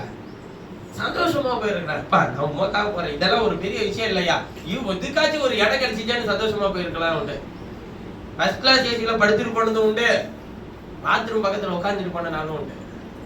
ஏன் வாழ்ந்திருக்கும் தெரியும், தாழ்ந்திருக்கும் தெரியும். எனக்கு எந்த சூழ்நிலையும் இப்பெல்லாம் எனக்கு பெருசே கிடையாது. யாரையும் எதிர்பார்க்க மாட்டேன், இதை யாரு செய்யணும், இதை யாரு செஞ்சு கொடுப்பாங்களா, இதெல்லாம் இல்ல. முடிஞ்சா செஞ்சு கொடுங்க, முடியலையா நான் போய் செஞ்சுட்டு வருது. தேவை என்ன, நம்முடைய நோக்கம் என்ன, அவரை பிரதிபலிக்கணும், அவரிடத்துக்கு போகணும். இதுக்கு இந்த உலக பிரகாரமா இருக்கிற இந்த சில்லறத்தனமான பிரச்சனைகளுக்கு எல்லாம் என்ன கொடுக்கறதே கிடையாதுங்க, மதிப்பே கொடுக்கறது இல்ல. காரணம், என்னை நிச்சய ஜீவனுக்கு கொண்டு போற தேவனுடைய பாதையில் நடக்கும்போது இதெல்லாம் ஒரு தடையா பிரச்சனை ஆகக்கூடாது. தானிய போதனை என்ன பண்ணணும்னா, மாம்சீகத்தின் சிந்தனை என்ன பண்ணணும்னு கேட்டீங்கன்னா, என்ன நீ எல்லாம் இதெல்லாம் செய்ய மாட்டியா, என்ன நீ இதெல்லாம், யார் எனக்கு இதெல்லாம் செஞ்சு கொடுப்பா, யார் இதெல்லாம் எனக்கு பண்ணுவா. அந்நிய போதனை என்ன நினைக்கிறீங்க, மாம்சீகத்தின் என்ன, யார் எனக்கு கூட இருக்கிறா, யார் எனக்கு, உன்னோட கத்தர் இருக்கிற, என்னோட கத்தர் இருக்கிற, உனக்கு வேணும்னா சொல்லு, நான் உனக்காக நிற்கிறேன். உன்னோட பிரச்சனை ஏதாச்சும் இருந்தா சொல்லுங்க, நான் உங்களுக்காக ஜெபம் பண்றேன். உங்களுக்கு ஏதாச்சும் செய்யணும்னு நினைக்கிறீங்களோ தாராளமா என்ன சொல்லுங்க, நான் உங்களுக்கு செய்யறேன். என்னால முடிஞ்ச முழுசு செய்ய முடியுதோ இல்லையோ, என்னால முடிஞ்ச எல்லா உடல் உழைப்பினாலையும் எல்லா காரியத்திலையும் உங்களுக்கு உதவி செய்ய நான் எப்பொழுதும் ஆயத்தமா இருக்கேன். சந்தோஷமா இருக்கும்போது என்னை தேடுறீங்களோ இல்லையோ, உங்களுக்கு எந்த பிரச்சனை இருக்குனாலும் சரி, உடனே என்னை தொடர்பு கொள்ளும். கர்த்தருடைய வார்த்தையை வேலைக்காரன், ஒரு சகோதரனா, ஒரு பிள்ளையா, உங்களுக்கு எல்லாவற்றுக்கும் எல்லாமா இருந்து கர்த்தருடைய வேலைக்காரன் அதை செய்து முடிக்க தேவன் எனக்கு பலத்தை தருவார். ஒரு நாளும் உங்களுடைய குறைய குற்றத்தை நான் சுட்டி காட்ட மாட்டேன். அதாவது அதை எனக்கு சமயம் வரும்போது எடுத்து காட்ட மாட்டேன், சுட்டி காட்டி சரியான பாதையில் நடத்துகிற வேலைக்காரனா இருப்பேன். காட்டில் அடிபட்டு அலைகிற நாணலை போல இல்லாமல், பேசியர்ல சொல்லி இருக்கு, காட்டில் அடிபட்டு அலைகிற நாணலை போல இல்லாமல், இருமனம் உள்ளவர்களா, யாக்கோபில் எழுதி இருக்கு, இருமனம் உள்ளவர்களா தேவனுடைய வழியில் நிலை நிற்காமல் கர்த்தருடைய வசனத்தின் பாதையில பின்தொடருங்கள். எபிரேயர் 13 தேவனுக்கு பிரியமான பலியும் கேட்டிருக்கிறாங்க. அதை மட்டும் பேசி அவ்வளவுதான். தேவனுக்கு பிரியமான பலி, எபிரேயர் 13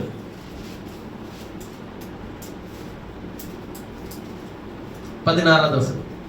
அன்றியும் நன்மை செய்யவும் தான தர்மம் பண்ணவும் மறவாதிருங்கள், இப்படிப்பட்ட பலிகளின் மேல் தேவன் பிரியமாயிருக்கிறார். இப்படிப்பட்ட பலிகளின் மேல் தேவன் என்னவா இருக்கிறார், பிரியமாய் இருக்கிறார். இதுல சொல்லியிருக்கிறாங்க, தேவனுக்கு பிரியமான பலி என்கிற தலைப்பின் கொடுத்த செய்தி விளக்குறாங்க. நன்மை செய்யவும் தான தர்மம் செய்யவும் என்ன பண்ணாதிருங்கள், மறவாதிருங்கள். இப்படிப்பட்ட பலிகளின் மேல் தேவன் என்னவா இருக்கிறார், பிரியமாய் இருக்கிறார். அப்ப தேவன் எது மேல் பிரியமாய் இருக்கிறார் என்றால், நன்மை செய்கிறதிலும் தான தர்மம் செய்யறதிலும் என்ன பண்ணக்கூடாதுங்க, மறக்காம இருக்கணும். எது நன்மை, உங்க ஆத்மாவுக்கு நன்மை செய்யணும். எந்த ஆத்மாவுக்கு நன்மை செய்யறது, தேவன் எனக்கு செய்த, என் ஆத்மாவுக்கு செய்த, அதான் இப்ப இவ்வளவு நேரம் சொன்ன இல்லைங்களா, அவர் உங்களுக்கு கொடுத்த மேன்மை, அவர் உங்களுக்கு கொடுத்த ரட்சிப்பு, அவர் உங்களுக்கு கொடுத்திருக்கிற தகுதி, அவர் உங்களுக்கு கொடுத்திருக்கிற அடையாளம், அவர் உங்களுக்கு கொடுத்திருக்கிற தெரிந்து கொள்ளுதல், அவர் உங்களுக்கு கொடுத்திருக்கிற வசனத்தின் வெளிச்சம், அவர் உங்களுக்கு கொடுத்திருக்கிற வார்த்தையின்படி நடத்தப்படுகிற அந்த ஆலோசனை, இதுக்கு நிகரான ஏதாச்சும் பிரச்சனை இருக்கா? உங்களை ஆபத்திலிருந்து, பிசாசின் பிடியிலிருந்து, வியாதியிலிருந்து, பாவத்திலிருந்து, சாபத்திலிருந்து எல்லாம் விடுதலையாக்கி கர்த்தர் கொண்டு வந்து இருக்கிறார் இல்லையா? இதெல்லாத்தையும் மறந்துட்டு இக்காலத்துல இருக்கக்கூடிய அந்த நேரத்தில் இருக்கிற அந்த பிரச்சனைகளுக்கும், உபத்திரவங்களுக்கும், நிந்தனைகளுக்கும், அவமானங்களுக்கும் தேவன் செய்த இவ்வளவு மகத்தான விஷயங்களை விட்டு நாம் எப்படி வழிவழிக்கு போகும் மனசை கொடுக்கிறோம். அதனாலதான் சொல்றாரு, முதலில் உன் ஆத்மாவுக்கு என்ன செய்ய? நன்மை செய். மறக்காதபடிக்கு மறுபடியும் அதுகிட்ட சொல்லு, தேவன் என்னோடு இருக்கிறார், எல்லா தீங்கிலிருந்து நம்மை விடுதலையாக்கி காத்து ரட்சிக்க அவர் வல்லவராய் இருக்கிறார். அதனால் எனக்கு ஒரு தீங்கு வராது. அதனால் இந்த சூழ்நிலை என்னை பலப்படுத்த முடியாது, பலவீனப்படுத்த முடியாது, இந்த சூழ்நிலை என்னை அழிக்க முடியாது. தேவன் இதிலிருந்து ரட்சிக்க வல்லவராய் இருக்கிறார் என்று அறிக்கை செய்யுங்க. அடுத்து என்ன சொல்றாரு? தான தர்மம் செய்யவும் என்ன பண்ணாதீங்கன்றாரு, மறக்காதீங்கன்னு சொல்றாருல. என்ன தான தர்மம் செய்ய போறீங்க? என்ன தான தர்மம் செய்ய போறீங்க?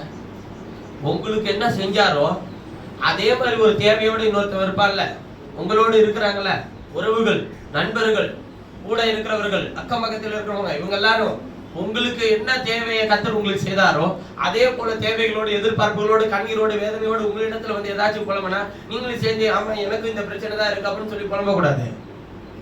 உங்களுக்கு என்ன நன்மை செய்தாரோ அதை அவனுக்கு என்ன பண்ணணும்? அதுதான் என்ன முதல்ல தான தர்மமே.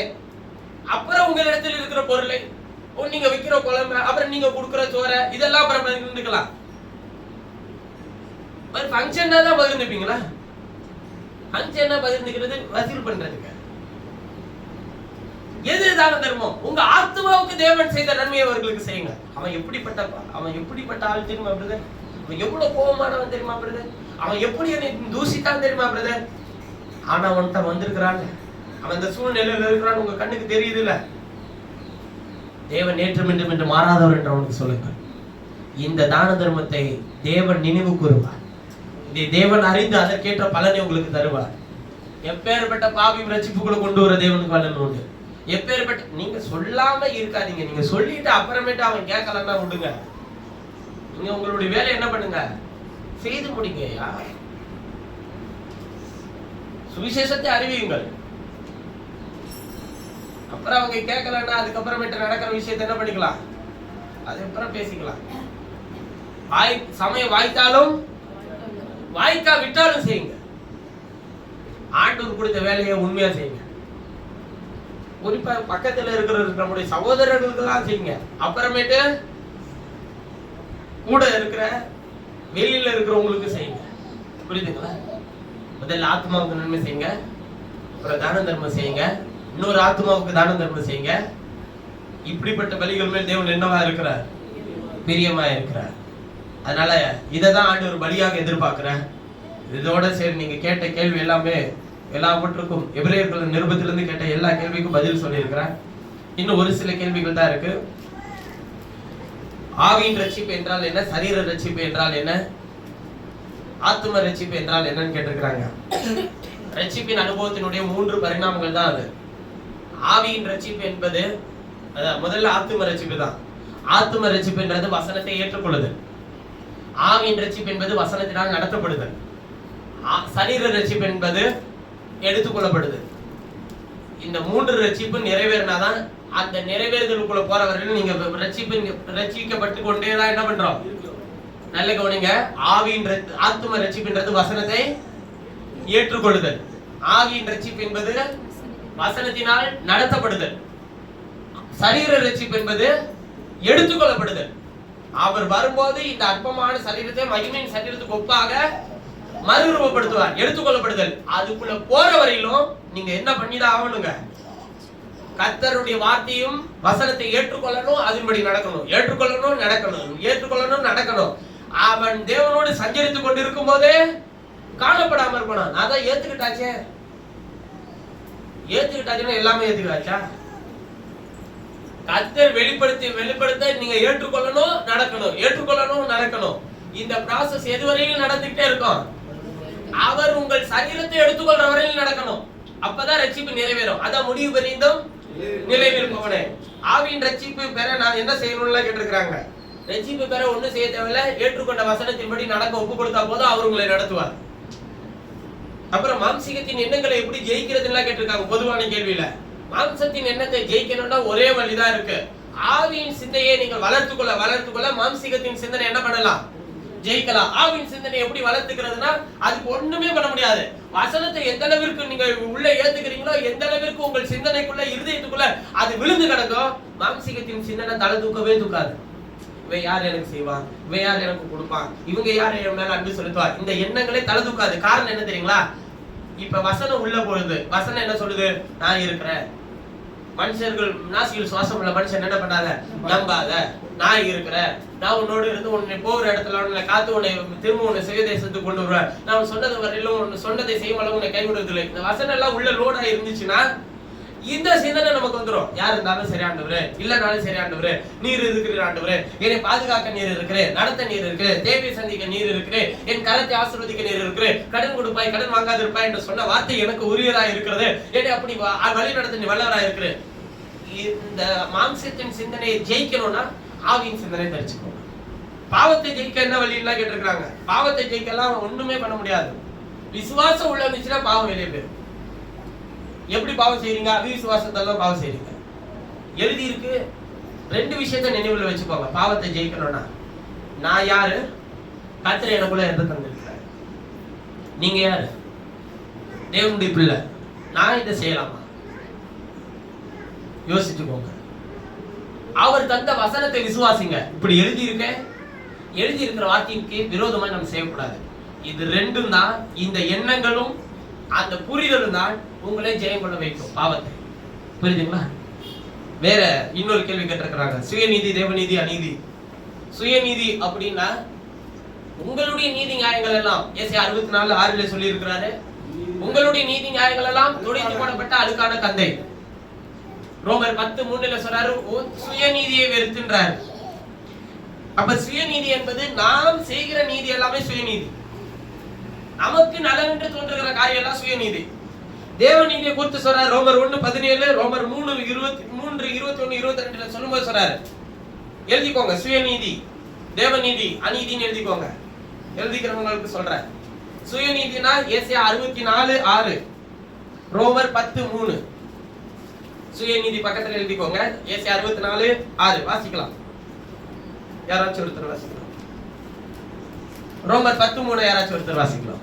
எப்படி என்றால் அவர்கள் தேவநீதியை அறியாமல் தங்கள் சுயநீதியை நிலைநிறுத்த தேடுகிறபடியால் தேவநீதிக்கு கீழ்ப்படியாதிருக்கிறார்கள்.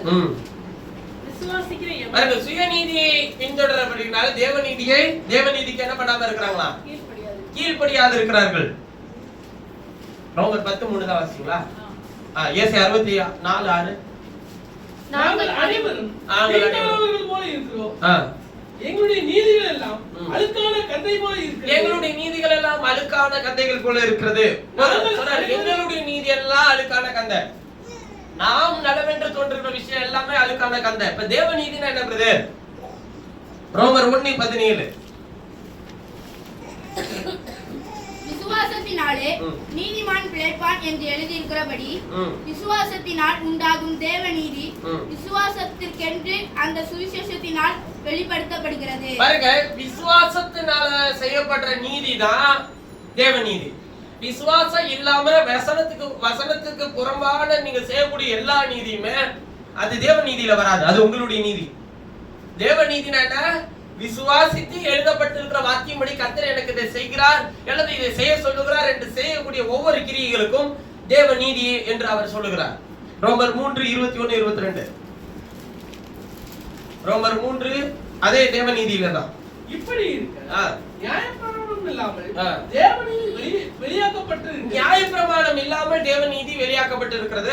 அதை குறித்து நியாயப்பிரமாணமும் தீர்க்க தரிசனங்களும் சாட்சி இடுகிறது. அதை குறித்து நியாயப்பிரமாணம் தீர்க்க தரிசனங்களும் என்ன பண்ணுதான்? சாட்சி இடுகிறது. அதாவது தேவநீதினா யாருன்னா இயேசு நமக்காக செய்ததுதான் தேவநீதி. நியாயப்பிரமாணத்தின்படி அவர் செய்யல. நியாயப்பிரமாணத்தை உங்களை பின்தொடர வைக்கல. ஆண்டவர் எதை பின்தொடர வைக்கிறாரு? நான் உனக்கு என்ன நீதியை காட்டினோ அதை பின்தொடர்ந்து வா. ஒருவன் எனக்கு சீஷனாக இருக்க விரும்பினால் தன்னைத்தானே வெறுத்து தன் செல்வை எடுத்துக்கொண்டு என்னை பின்பற்றி வர கடவுள். அப்ப தேவ நீதியை பின்தொடர்றதுனா முதலாவது தேவனுடைய ராஜ்யத்தையும் அவருடைய நீதியை தேடு. தேவ நீதியை தேடு. தேவ நீதினா என்ன? அவருடைய வசனங்கள் எல்லாம் நித்தியம், அவருடைய நீதி நியாயங்கள் எல்லாம் சத்தியம். அப்ப அவருடைய நீதி என்பது என்ன? சத்திய வசனம் தான் நீதி. புரியுதுங்களா? சத்தியத்திற்கு விரோதமா இருக்கிற எந்த விஷயமும் தேவ நீதியில வராது, அல்லது மானசீகத்தில் நீங்க செய்யக்கூடிய எந்த நீதியும் தேவ நீதியில வராது. தேவனுடைய வசனத்தின்படி செய்கிற எல்லா நீதியும் தேவ நீதியில வரும். அதற்கான பலனை நிச்சயமாக கர்த்தர் தருவார். அநீதினா என்னன்னு கேட்டிருக்கிறாங்க. 1 யோவான் 5:17. 1 யோவான் 5:17. அநீதின்னு போட்டு எழுதிக்கோங்க. 1 யோவான் 5:17. அநீதி எல்லாம் பாவம். அநீதி எல்லாம் பாவம் செஞ்சாலே அதுல எதுல போயிருவான்னு அர்த்தம். அநீதி எல்லாம் பாவம் தான் என்றாலும் மரணத்துக்கு ஏதுவல்லாத பாவம், மரணத்துக்கு ஏதுவல்லாத பாவம் உண்டு. அதாவது அநீதி எல்லாமே பாவம் தான். ஆனா தேவனுக்கு விரோதமா சொல்லப்படுற தூஷணம் தான் மரணத்துக்கு ஏதுவல்லாத பாவம். தேவனுக்கு விரோதமாய் சொல்லப்படுற தூஷணங்களை நீங்க செய்யலனாக்க அது மரணத்துக்கு ஏதுவல்லாத பாவம். தூஷணங்களை பண்ணினீங்கன்னா அது எதுக்கேற்ற பாவம்? மரணத்துக்கு. எது தூஷணம்? நான் சொல்லி இருக்கிறேன், கர்த்தருடைய வசனம் ஒன்றை சொல்லி இருக்கேன், இதெல்லாம் செய்ய முடியாது அப்படின்னு நீங்க நிராகரிக்கிறதே தூஷணம் தான். சொல்றது தூஷணம் இல்ல, செய்யறது கிரியையில காட்டுறதே தூஷணம் தான். அடுத்து ரோமர் 6:13. அநீதினா என்ன? ரோமர் 6:13. நீங்கள் உங்கள் அவயங்களை அநீதியின் ஆயுதங்களாக, உங்கள் அவயங்களை அநீதியின் ஆயுதம், தேவனுடைய வார்த்தைக்கு புறம்பாய், தேவனுடைய ஆவிக்கு புறம்பாய் அநீதியின் ஆயுதங்களாக ஒப்புக்கொடாமல், பாவத்திற்கு ஒப்புக்கொடாமல், உங்களை மரித்தோரிலிருந்து பிழைத்திருக்கிறவர்களாக, தேவனுக்கு ஒப்புக்கொடுத்து, உங்கள் அவயங்களை நீதிக்குரிய ஆயுதங்களாக, தேவனுக்கு ஒப்புக்கொடுங்கள். அப்ப என்னன்னா, உங்கள் மானசீகத்தின் எண்ணங்களுக்கு இடம் கொடுத்தீங்கன்னா அது அநீதிக்கு கொண்டு போயிருன்றார். 1 பேதுரு 3:18. அதே அநீதியை பத்தி எழுதியிருக்கு. 1 பேதுரு 3:18. ஏனெனில் கிறிஸ்துவும் நம்மை தேவனிடத்தில் சேர்க்கும்படிக்கு அநீதியுள்ளவர்களுக்கு பதிலாக நீதியுள்ளவராய் பாவங்களின் நிமித்தம் ஒரு தரம் பாடுபட்டார். அப்படின்னா என்ன அர்த்தம்னா, அவர் பாடுபட்டதை நினைவு கூர்ந்து, நான் சிலுவையில் அறையப்பட்டிருக்கிறேன், இனி பிழைத்திருக்கிறது நான் எல்லாம், கிறிஸ்துவ என்னில் பிழைத்திருக்கிறார், நான் அநீதி செய்யறதுக்காக தேவ நீதி செய்யறதுக்கு கர்த்தர் என்னை பிழைக்க வச்சிருக்கிறார் நம்ம நினைச்சோம், விசுவாசிச்சோம்னா அது நம்ம தேவ நீதிக்கு கொண்டு போகும். இந்த விசுவாசமும் இந்த சிந்தனை இல்லைன்னா உங்களை அநீதிக்கு கொண்டு போயிடும், இல்லைன்னா சுயநீதிக்கு கொண்டு போகும். தேவ நீதியை செய்ய வைக்காது. சரிங்களா? சரி. அப்புறம் சொரூபம்னா என்னன்னா கேட்டிருக்கிறாங்க. சொரூபம்னா வார்ப்பிக்கப்படுதல தான் சொரூபம்னு சொல்றாரு. அடுத்து முடிவு பரியந்தானா என்ன அர்த்தம்னு கேட்டாரு. அதெல்லாம் இந்த செய்தியில சொல்லியிருக்க. முடிவு பரியந்தானா இந்த வசனத்தை ஏற்றுக்கொள்ளுதலும் நடத்தப்படுதலும் உங்களுக்கு தொடர்ந்து வருக வரையிலும் இருக்கணும். அதுதான் முடிவு பரியந்தம். லேவி தன் அறையில், அதை குறித்து நான் ஏற்கனவே சொல்லிட்டேன், நேத்தே பேசியாச்சு. லேவி தன்னுடைய தகப்பனுடைய அறையில் இருந்தான். காரணம் என்ன அப்படின்னா, லேவி அறையில் இருந்தானா ஆபிரகாம் ஈசாக்கை வைத்திருந்தான், ஈசாக்கு யாக்கோபை வைத்திருந்தான், யாக்கோபு லேவியை வைத்திருந்தான். எல்லாருமே அவனுக்குள் இருந்தார்கள். அடுத்து வெளிப்படுத்தல் 11:2-8 வரை வாசிக்கும் போது 2 சாட்சிகளை குறித்து எழுதி இருக்கு இல்லையா? அந்த 2 சாட்சிகளை எப்படி கேட்கிறாங்கன்னா, கேள்வி, வானத்தை அடைத்தவர்கள் இங்கு வேறு யாரும் அப்படி இருக்க மாட்டார்களா? எப்படி நீங்க வானத்தை அடைத்தது எலியாதான்னு சொல்றீங்க அப்படின்னு கேட்கிறாங்க. ஏன் வேற யாரும் வானத்தை அடைச்சிருக்க மாட்டாங்களா பைபிள்ல? அதாவது என்ன எழுதி இருக்குன்னா, இவர்கள் சுவிசேஷம் சொல்லி வருகிற நாட்களில் வானத்தை அடைக்கவும் வேண்டும்போதெல்லாம் பூமியை சகலவித வாதைகளால் வாதிக்கும் அவர்களுக்கு என்ன உண்டுன்றாருங்க, அதிகாரம் உண்டுன்னு எழுதி இருக்கு. அது எப்படி நீங்க மோசேதான் எலியாதான்னு நீங்க சொல்றீங்க அப்படின்னு கேக்குறாங்க. ஏன் வானத்தை வேற யாரும் அடைச்சிருக்க மாட்டாங்களா அப்படின்னு சொல்லி கேக்குறாங்க. அது எப்படி நீ எலியாதான், அங்க வெளியான்னு போட்டிருக்கா போடல, மோசையும் போட்டிருக்கா போடல, எப்படி எலியாதான்றத உறுதியா சொல்றீங்க அப்படின்னு சொல்லி கேட்டிருக்கிறாங்க. எப்படின்னு கேட்டீங்கன்னா, எலியா 5 முறை இந்த உலகத்துக்கு வர வேண்டியதா இருக்கிறது. எலியாவின் ஆவி, ஒரு புரிதலுக்கு சொல்றேன். எலியா எலிசாவுக்குள் ஊற்றப்படுகிறார். ஆனால் எலிசா வானத்தை அடைத்தாரா? இல்ல. அக்கினி இறக்குனாரா? இல்ல. நல்ல கவனிச்சுக்கோங்க. இப்ப அந்த எலிசாவுக்குள்ள இருந்த எலியாவின் ஆவி யோவான் சானகனுக்குள்ள இருந்துச்சு. 3வது முறை எலியா வந்துட்டார் யோவான் சானகனார். அவருடைய வேலை என்ன? பிதாக்களுடைய இருதயத்தை பிள்ளைகளிடத்துக்கு திருப்புற வேலை. அந்த வேலையை கரெக்டா செஞ்சு முடிச்சிட்டாரு. வானத்தை அடைச்சாரா மழை பெய்யாதபடிக்கு? யோவான் ஸ்நானகன் இல்ல. வானத்திலிருந்து அக்கினி இறக்கினாரா? இல்ல. ஆனா எலியா செய்தாரா இல்லைங்களா? செய்தார். ஆனா எலிசாவுக்குள்ள எலியா வந்த போது செய்யல. யோவான் ஸ்நானகனுக்குள்ள அந்த எலியாவின் ஆவி வந்தப்ப அதை என்ன பண்ணல? செய்யல.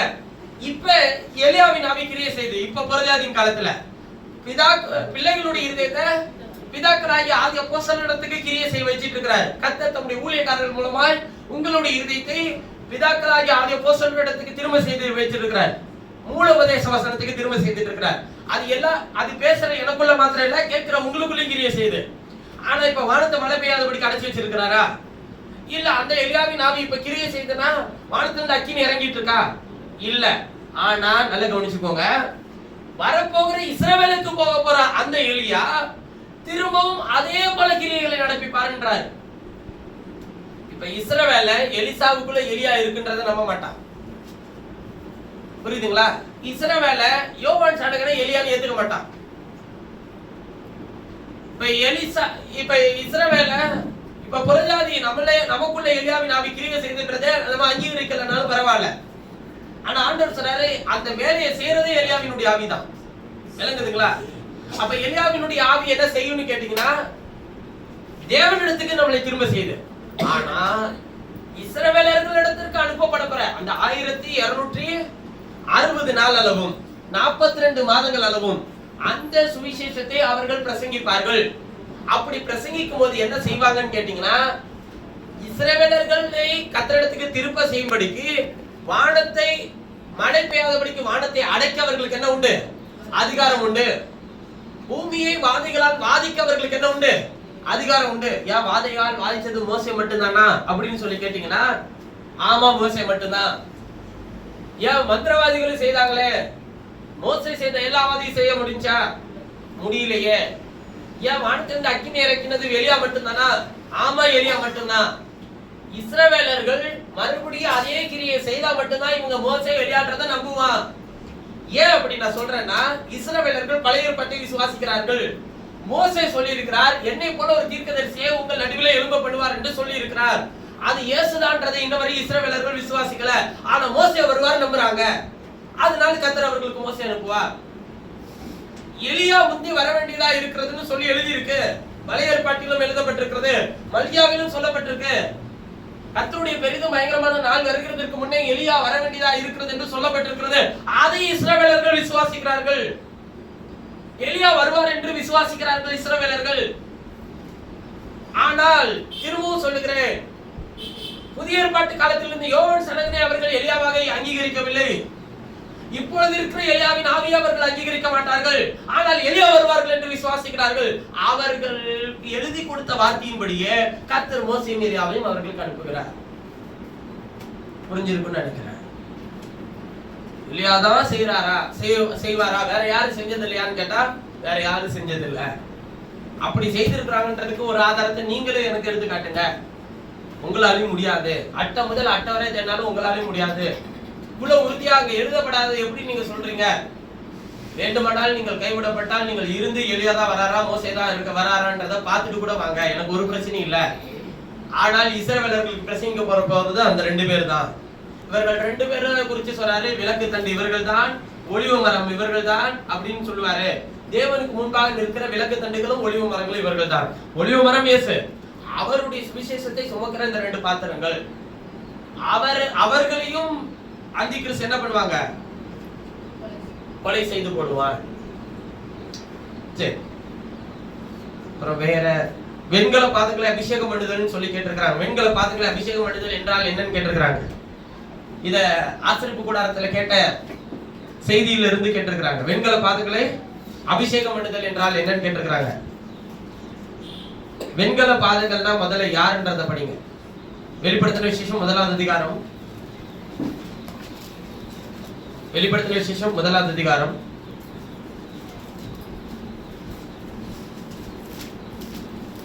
அதாவது என்ன எதுக்காக வெண்கல பாதங்கள்னு சொன்னா பலிபீடத்தின் பாதங்கள் வெண்கலத்திலே செய்யப்பட்டிருக்கும். அதான் அவங்க கேக்குறாங்க, வெண்கல பாதங்களை அபிஷேகம் பண்ணுதல்னா என்னன்னு கேக்குறாங்க.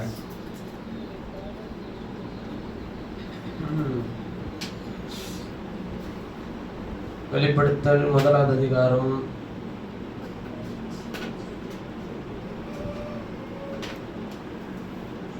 18வது வசனத்தை வாசிக்கலாம். 18 வெளிப்படுத்தல் 2:18. வெளிப்படுத்தல் 2:18. தியத்ரா சபையின் தூதனுக்கு நீ எழுத வேண்டியது என்னவெனில், அக்னி ஜுவாலை போன்ற கண்களும் பிரகாசமான வெண்கலம் போன்ற பாதங்களும் உள்ள தேவகுமாரன் சொல்லுகிறதாவது. பிரகாசமுள்ள வெண்கல பாதங்களை உடைய தேவகுமாரன் சொல்லுகிறதாவது. வெளிப்படுத்தல் 1:15. அவருடைய பாதங்கள் உடைக்கலத்தில் காய்ந்த பிரகாசமான வெண்கலம் போல் இருந்தது. அவருடைய சத்தம் பெருவெள்ளத்தை இறைச்சலை போல் இருந்தது. வெண்கல பாதங்களை அபிஷேகம் பண்ணுதல் என்றால் அவர் உங்களுக்கு முன்பாக வைத்து செல்கிற அடிச்சுவடுகள். அவர் அந்த அடிச்சுவடின்படி நீங்க நடக்கணும்னா அவர் தம்முடைய அபிஷேகத்தை உங்களுக்குள்ள ஊற்றணும். ஊற்றாம அவருடைய அடிச்சுவடை நீங்களும் சரி நானும் சரி பின்தொடர முடியாது. திரும்பவும் சொல்றேன், நீங்க வசனத்தின்படி எல்லாம் நடக்கணும்னா அவர் உங்களை தம்முடைய ஆவினால் என்ன பண்ணிருக்கணுங்க, நிரப்பி இருக்கணும். வெண்கல பாதங்களை அபிஷேகம் பண்ணுதல் என்றால் அவர் நமக்கு வைத்த அடிச்சுவடின்படி நம்மை நடத்துகிறதற்கு நம்மை நடக்கிறதற்கு அவர் நம்மை அபிஷேகம் பண்ணி இருக்கிறார் என்று அர்த்தம். அப்புறம் இன்னொரு கேள்வி கேட்டிருக்கிறாங்க, ஆசரிப்பு கூடாரத்திலிருந்து பிரதான ஆசாரியனோடு தேவன் எப்படி பேசுவார்? உடன்படிக்கை பெட்டியிலிருந்து சத்தம் உண்டாகுமா அப்படின்னு கேட்டிருக்கிறாங்க. பிரதான ஆசாரியனோடு தேவன் எப்படி பேசுவார்? முதல்ல பிரதான ஆசாரியன் என்ன பேச போறான்றது தெரிஞ்சாதான் தேவன் எப்படி பேசுவார், எதுக்கு பேசுவார்ன்றது தெரியும். பேசுறதுன்னா என்னன்னு நீங்க தெரிஞ்சுக்கணும். முதல்ல எபிரேயர்கள் நிருபம் 9வது அதிகாரம்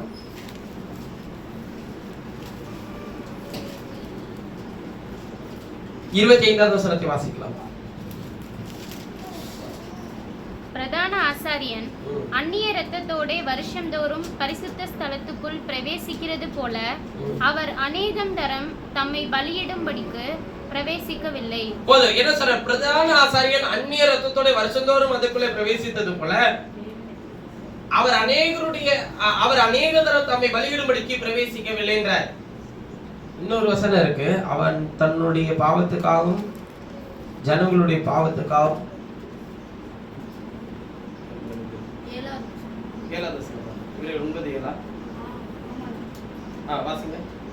2ஆம் கூடாரத்திலே பிரதான ஆசாரியன் மாத்திரம் வருஷத்திற்கு ஒரு தரம் இரத்தத்தோட பிரவேசித்து அந்த இரத்தத்தை தனக்காகவும் ஜனங்களுடைய தப்பிதங்களுக்காகவும் செலுத்துவான். தனக்காகவும் தன்னுடைய ஜனங்களுடைய பாவத்துக்காக என்ன பண்றாருங்க, செலுத்துறாரு. அடுத்த வசனத்தை வாசிங்க. அதனாலே முதலாம் கூடாரம் நிற்கும் அளவும் பரிசுத்த ஸ்தலத்திற்கு போகிற மார்க்கம் இன்னும் வெளிப்படவில்லை என்று பரிசுத்த ஆவியானவர் தெரியப்படுத்தி இருக்கிறார். அந்த கூடாரம் இக்காலத்திற்கு உதவுகிற ஒப்பனையாயிருக்கிறது. அதற்கேற்றபடியே செலுத்தப்பட்டு வருகிற காணிக்கைகளும் பலிகளும் ஆராதனை செய்கிறவனுடைய மனசாட்சியை பூரணப்படுத்த கூடாதவைகளாம்.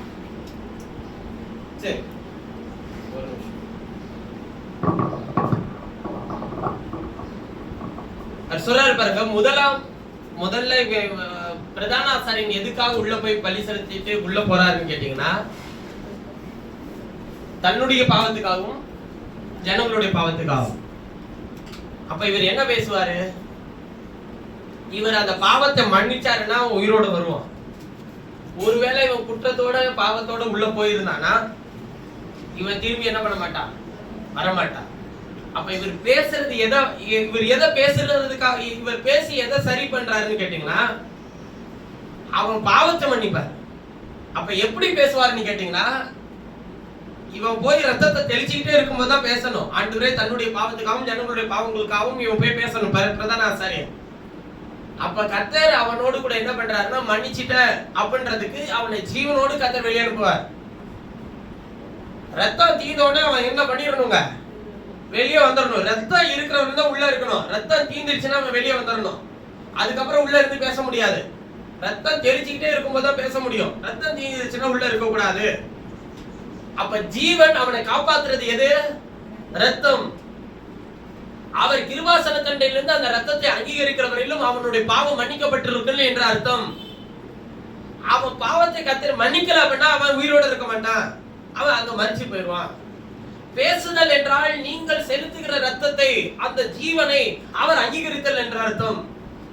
இப்ப அவர் உங்களோடு கூட பேசுறதுனா நான் அதை விரும்புகிறேன். அவருடைய ரத்தம் என்னோடு கூட பேசுகிறதுனால் அவர் என்னோடு கூட பேசுகிறார் என்பதை நான் விசுவாசிக்கிறேன். அந்த ரத்தம் எனக்காக பேசுகிறதுனால், என்னுடைய பாவங்களுக்காக பேசுகிறதுனால், வேதத்தின் வெளிச்சங்களை பேசுகிறதுனால் என் பாவங்கள் இன்னும் மன்னிக்கப்பட்டு கொண்டே இருக்கிறது. அதாவது நீங்க பாவம் எதை நினைக்கிறீங்க? நீங்க பாவம் எதை நினைக்கிறீங்க? உங்க சரீரத்துல செய்யறத பாவம் நீங்க நினைக்கிறீங்களா? நீங்க துணிகரமா செய்யறத பாவம் நினைக்கிறீங்களா? ஆனா ஆண்டவர் பாவம் எதை நினைக்கிறது தெரியுங்களா? நீங்க இன்னும் புரிஞ்சு கொள்ளாம இருக்கிறீங்கல்ல, நீங்க இன்னும் வசனத்தினுடைய வெளிச்சத்தை புரிஞ்சு கொள்ளாம இருக்கிறீங்களா, அதுதான் பாவம். அது தெரியாத வரையிலும் நீங்க செய்யறது எல்லாமே உங்களுக்கு கரெக்ட் தானே. அது தெரியாத வரையும் நீங்க செய்யற ஜெபம் உங்களுக்கு சரிதானே. அது தெரியாத வரையும் நீங்க செய்யற உபவாசம் உங்களுக்கு சரிதானே. இப்ப கர்த்தர் உங்களோடு பேசுறான்றதை எதை வச்சு அடையாளப்படுத்தலாம்னா, இதை தெரியப்படுத்தி அதை கரெக்ட் பண்ணி சரி பண்றாருல்ல, அதனாலே அவருடைய ரத்தம் உங்களோடு பேசுதுன்னு அர்த்தம். அதனாலே உங்கள் பாவங்கள் மன்னிக்கப்பட்டு கொண்டே இருக்குன்னு அர்த்தம். இது நிப்பாட்டிட்டாருன்னா எது பேசலன்னு அர்த்தம். அப்ப கர்த்தர் வேற மாதிரி பேசுறாரு, இத சொன்னாரு அதை சொன்னாருன்னா சொல்றாங்களே பிரதர், எனக்கு தெரியாது. என் வேதத்தில் உள்ள தேவன் அப்படி பேசுகிறவர் அல்ல. பிலிப்ப கூட நீ போய் கந்தாய மந்திரியின் இடத்துல சேர்ந்துக்கணும்னு சொல்லல, ரதத்தோட சேர்ந்துக்கன்னு தான் சொல்றாரு. அதிலே கந்தாய மந்திரி வசனத்தை வாசிப்பான்றது பிலிப்புக்கு தெரியாது. கர்த்தர் கொண்டு போய் கரெக்டா சேர்ப்பாரு. சேர்த்தப்ப அவன் என்ன வாசிட்டு இருந்தான்? அவன் எதை வாசிட்டு இருந்தான்? அவன் வேதத்தை வாசிட்டு இருந்தான். அதை வியாக்கியானம் பண்ண, அவன் பாவத்தை மன்னிக்க தேவன் அன்றைக்கு காரணரா இருந்தார். அதுக்காக கர்த்தர் தம்முடைய ஊழியக்காரனை அனுப்பினார். உங்களிடத்தில் ஊழியக்காரனை அனுப்புகிறதனுடைய காரணம் என்ன?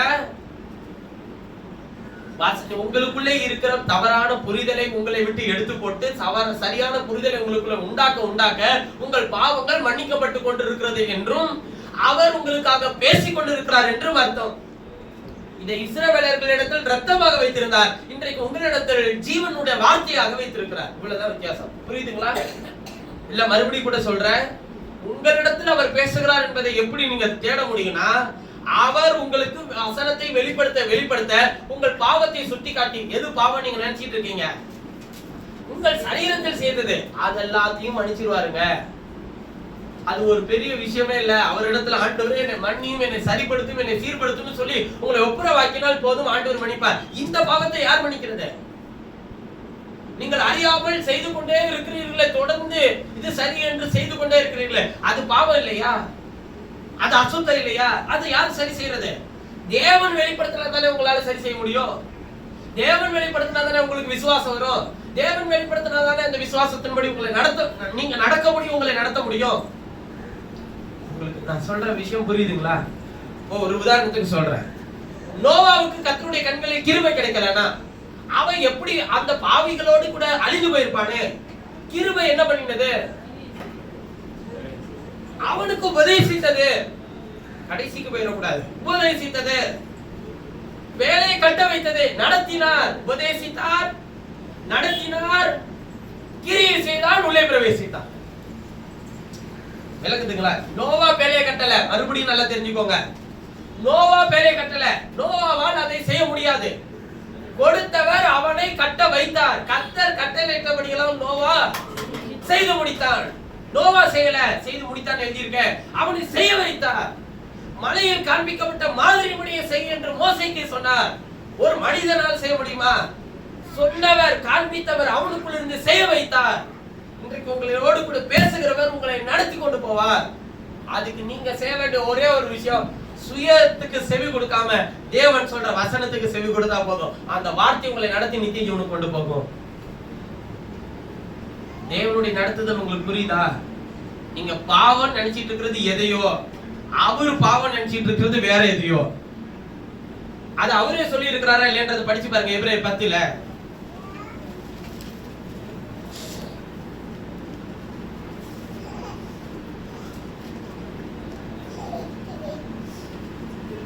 பதினாலுல இருந்து வாசிங்க. ஏனெனில் பரிசுத்தமாக்கப்படுகிறவர்களை ஒரே பலியினாலே இவர் என்றென்றைக்கு பூரணப்படுத்தி இருக்கிறார். இதை குறித்து பரிசுத்த ஆவியானவர் நமக்கு சாட்சி சொல்லுகிறார். எப்படி எனில், அந்த நாட்களுக்கு பின்பு நான் அவர்களோடு பண்ணும் உடன்படிக்கையாவது நான் என்னுடைய பிரமாணங்களை அவருடைய இருதயத்தில் வைத்து அவர்களுடைய மனதிலே எழுதுவேன் என்று கர்த்தர் சொல்லுகிறார் என்பதை உரைத்த பின்பு அவருடைய பாவங்களையும் அவருடைய அக்கிரமங்களையும் நான் இனி எப்ப இவைகள் மன்னிக்கப்பட்டதென்றால் இனி பாவத்தின் நிமித்தம் என்ன செலுத்த தேவையில்லையேன்றாரு. அப்ப எப்ப மன்னிக்கிறாரு? பிரமாணத்தை அவர்களுடைய இருதயத்தில் வைத்து அவைகளை அவர்களுடைய மனதில் 16வது வசனத்துல சொல்லி இருக்கிறாரா இல்லையா? அதுதான் ஆண்டவர் உங்களோடு என்னோடு பண்ற உடன்படிக்கை. என்ன உடன்படிக்கை? என் பிரமாணத்தை உங்க இருதயத்துல வச்சு, இருதயம் எது? ஆத்மால வச்சு மனதிலே எழுதுவேன்னா என்ன? உங்கள் எண்ணங்கள் யோசனைகளில் எழுதுவேன். அப்படி எழுதிட்டனாக்க உங்க பாவம் இனிமே என்ன பண்றது இல்ல. ஏன்னா அதுதானே வரும். அந்த எண்ணங்கள் வரும்போது தவறான புரிதல் வராது. அந்த எண்ணங்கள் வரும்போது நான் சீட்டு குலுக்கி போட்டு பார்த்து எந்த ஹாஸ்பிட்டல் போலான்னு நினைக்க மாட்டேன். நீங்க கேட்க மாட்டீங்களே. நான் சீட்டு குலுக்கி போட்டு நான் எந்த டாக்டர்கிட்ட போலான்னு கேட்க மாட்டீங்களே. சீட்டு குலுக்கி போட்டு பார்த்து எந்த வண்டி வாங்கலாம்னு கேட்க மாட்டீங்களே.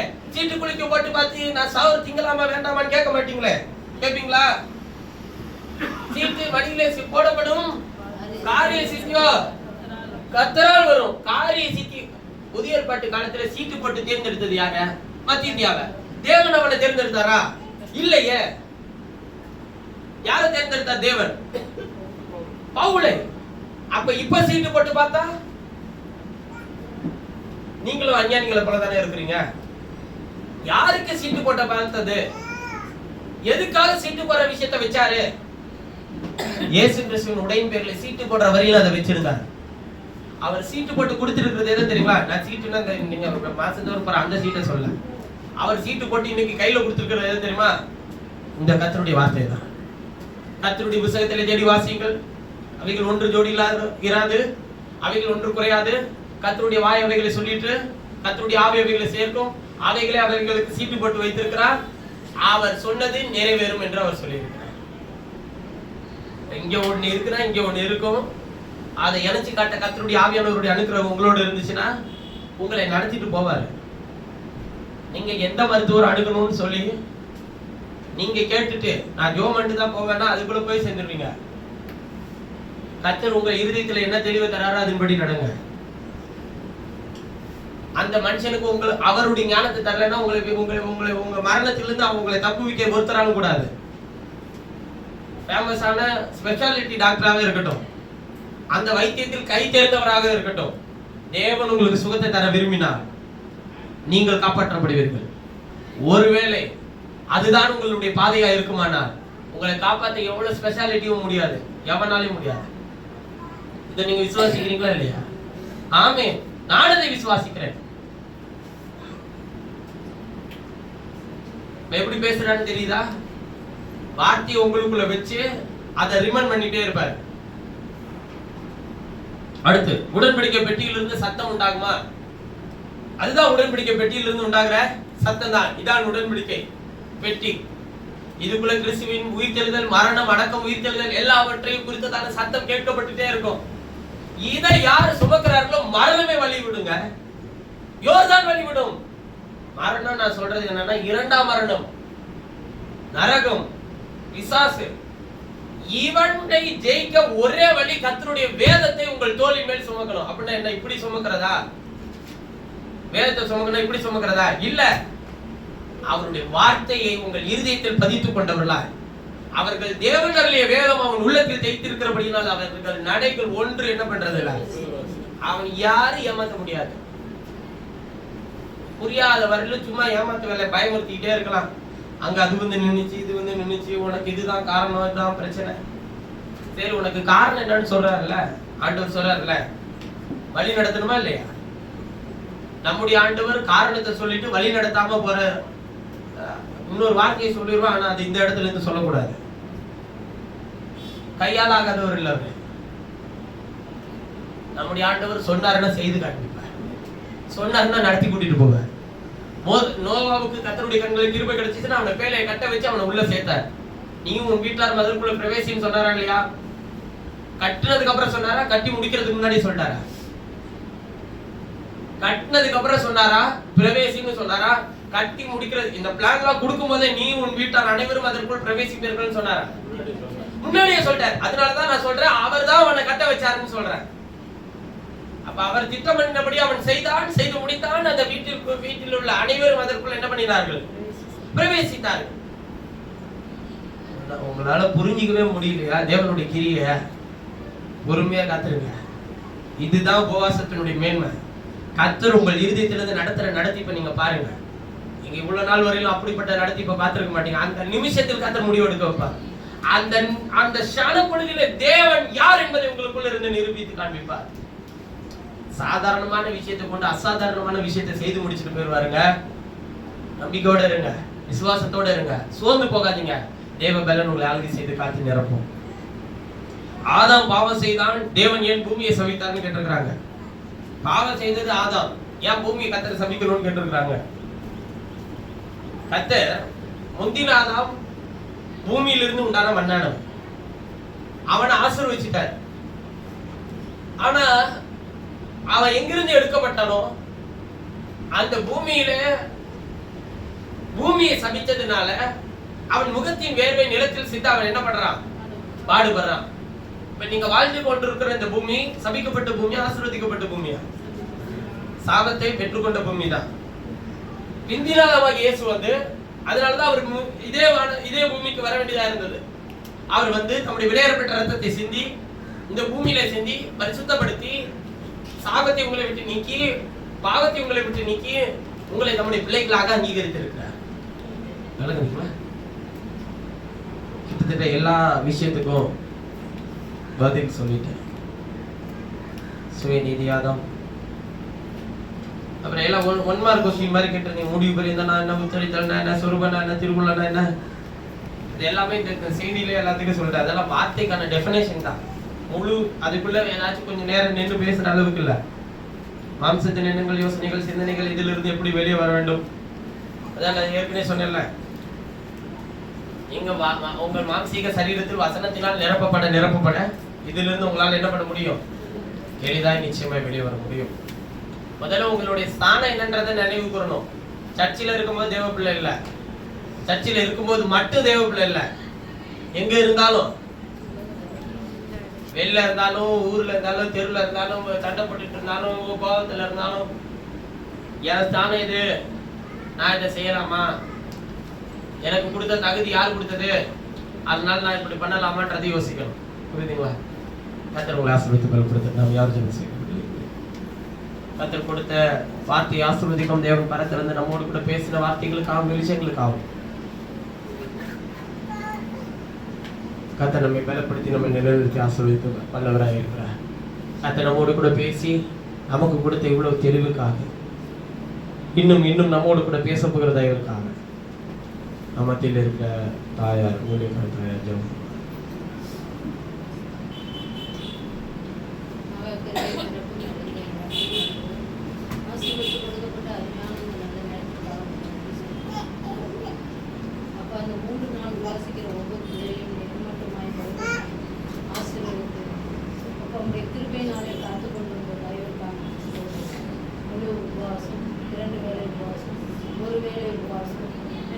ஏறெடுக்கிற ஒவ்வொரு பிள்ளைகளுடைய தேவைகளையும் கண்ணீர்களையும் பிரயாசங்களையும் என் தேவன் நீர் அறிந்திருக்கிறார். அந்த பிள்ளைகளுடைய காரியங்கள் எல்லாவற்றையும் என் தேவன் நீர் அறிந்தவராக இருக்கிறேன். அவர்கள் எல்லா காரியங்களையும் நிவர்த்தியாக்கி ஆசீர்வதித்து அப்பா அவர்களை மென்மேலும் பழகி பெருக உதவி செய்ய முடியாது. அவர்கள் உபவாசம் வீணாய் போயிற்று என்று எண்ணாதபடி அவர்களுக்கு 130, 160, 100 பலன் கொடுத்து அவர்களை ஆசீர்வதித்து பலப்படுத்த முடியாது. திருப்பை பிள்ளைகளை சூழ்ந்து கொள்ளட்டும். அப்படியா இந்த 3 நாளிலும் நீர் எங்களோடு பேசிய உடைய வார்த்தைக்காக உமக்கு நன்றி செலுத்துகிறோம். ஒவ்வொரு பிள்ளைகளுக்கும் கேட்ட கேள்விகளுக்கு அப்பா தக்க ஆலோசனைகளையும் வார்த்தையின் பலனையும் ஆசீர்வாதத்தை நீர் கொடுத்ததற்காக உமக்கு நன்றி. நாங்கள் வெறுமனே சோர்ந்து போயிருக்கிறோம் என்று சொல்லாதபடி உங்களுடைய ஆவியினாலே எங்களை பலப்படுத்தி, உங்களுடைய வார்த்தையினாலே எங்களை திடப்படுத்தி எங்களை ஆசீர்வதித்து வழிநடத்தி கொண்டு வருகிற தயவிற்காக உங்களுடைய ஸ்தோத்திரம். இது யாருக்கும் கிடைக்காத ஒரு சிலாக்கியத்தை அப்ப அந்த சிறு கூட்டமாகிய எங்களுக்கு நீர் கொடுத்திருக்கிறீர்கள். அதற்காக உங்களுக்கு நன்றி சொல்கிறேன். தொடர்ந்து நீர் அப்படியாய் ஒவ்வொரு மாதம் நீர் எங்களை வழிநடத்த முடியாது ஜெபிக்கிறோம். இந்த உபவாசம் வீணாய் போயிட்டு என்று நாங்கள் எண்ணத்தில் கொள்ளாதபடி ஒவ்வொரு மாதமும் தொடர்ந்து இந்த உபவாச நாளிலே நாங்கள் பங்கு கொள்ள எங்களுக்கு உதவி செய்யும் கர்த்தாவே. நீர் பெரிய காரியங்களை செய்யுங்க. மகனே, உடைய தாசனை நீர் மூடி மறைத்து வெளிப்படுத்த முடியாது ஜெபிக்கிறோம். இன்னும் வேதத்தில் உண்டான ரகசியங்களை வியாக்கியானங்களை நீர் வெளிப்படுத்தி தொடர்ந்து பேச போகிற தயவிற்காக நமக்கு ஸ்தோத்திரம் கர்த்தாவே. நீர் அப்படியாய் செய்யறதுக்காக நன்றி. வந்திருக்கிற சிறியோர் முதல் பெரியோர் வரை ஒவ்வொருவரையும் நீர் ஆசீர்வதித்து பலப்படுத்தியதற்காக அப்பா, எங்கள் சோர்வுகள், எங்கள் பலவீனங்கள், எங்கள் கண்ணீர்கள், எங்கள் கவலைகள் எல்லாவற்றையும் கிறிஸ்து இயேசுவுக்குள்ளாக நாங்கள் அப்பா மறந்து மன்னித்து கர்த்தாவே எல்லாவற்றையும் விட்டு உண்மை நாங்கள் ஏறெடுக்க கிருபை செய்த தயவுக்காக உமக்கு ஸ்தோத்திரம் கர்த்தாவே. தொடர்ந்து நடத்தும் பலப்படுத்தும் ஆசீர்வதி அப்பா. எஞ்சியுள்ள அப்பா நம்முடைய திருவிருந்திலே நாங்கள் பரிசுத்தமாய் பங்கு கொள்ள எங்களுக்கு உதவி செய்யும். நாங்கள் ஒருவரும் அற்பமாய் உடைய பந்தியிலே நாங்கள் பானம் பண்ணாதபடி கர்த்தாவே எங்கள் ஒவ்வொருவரையும் நீர் சீர்தூக்கி ஸ்திரப்படுத்தி அப்பா நிலைநிறுத்தி கர்த்தாவே எங்களை தாங்களே அப்பா தங்களை தாங்களே நிதானித்து சோதித்தறிந்து உங்களுடைய அப்பத்திலே பங்கு கொள்ள எங்களுக்கு உதவி செய்யும் கர்த்தாவே. நீர் மாத்திரம் எங்களுக்கு வேண்டும். நீர் இல்லை என்றால் நாங்கள் இன்னொரு மறித்து போயிருப்போம். நீர் எங்களை பலப்படுத்தி உங்களுடைய உற்சாகத்தின் ஆவியினால் நிலைநிறுத்தி மட்டுமாய் ஒருவரை ஒருவர் கிறிஸ்துவின் அன்போடு காண எங்களுக்கு உதவி செய்கிறதற்காக நன்றி. எல்லா காரியத்தையும் உமக்குள்ளாக நாங்கள் ஒவ்வொரு நொடி பொழுதும் இறக்கி வைக்கிறோம் என்பதை என் தேவன் நீர் அறிந்திருக்கிறோம். நாங்கள் அல்லாண்டது நீர் எங்களுக்குள் இருந்து எல்லாவற்றையும் செய்து கொள்கிறோம். உடைய அப்பத்தையும் உடைய இரத்தத்தையும் நாங்கள் அற்பமாய் எண்ணாதபடி பரிசுத்தமாய் நாங்கள் பங்கு பெற்றோம். பரிசுத்தமாய் நாங்கள் அருந்தி எங்கள் சரீரத்தில் இருக்கிற எல்லா சுகவீனங்கள், பலவீனங்கள், எல்லா வியாதிகள், எல்லா குறைகள் எல்லாவற்றையும் எடுக்கப்பட்டு உடைய இரத்தத்தினாலே இந்த காரியத்தை நாங்கள் பெற்றுக்கொண்டோம் என்று பிள்ளைகளை சபையிலே சாட்சியாக எடுத்து நிறுத்தும்படியாக ஜெபிக்கிறோம். ஏனென்றால் நான் அதை அனுபவித்திருக்கிறேன். இங்க இருக்கிற ஒவ்வொரு பிள்ளைகளும் அதை அனுபவித்து அதை மூன்று சாட்சியாக எடுத்து நிறுத்த உதவி செய்யும்படியாக ஜெபிக்கிறோம். நீ நடத்தும், நீ பெரிய காரியங்களை செய்யும். எஞ்சியுள்ள எல்லா காரியத்தையும் நீர் ஆசீர்வதியும் பலப்படுத்தும். இயேசுவின் நாமத்தில் ஜெபிக்கிறோம் ஜீவனுள்ள நல்ல பிதாவே. ஆமென். என் ஆத்துமாவே கர்த்தரை ஸ்தோத்திரி. என் முழுவதுமே அவருடைய பரிசுத்த நாமத்தை ஸ்தோத்திரி. என் ஆத்துமாவே கர்த்தரை ஸ்தோத்திரி. கர்த்தர் சகல காரியங்களும்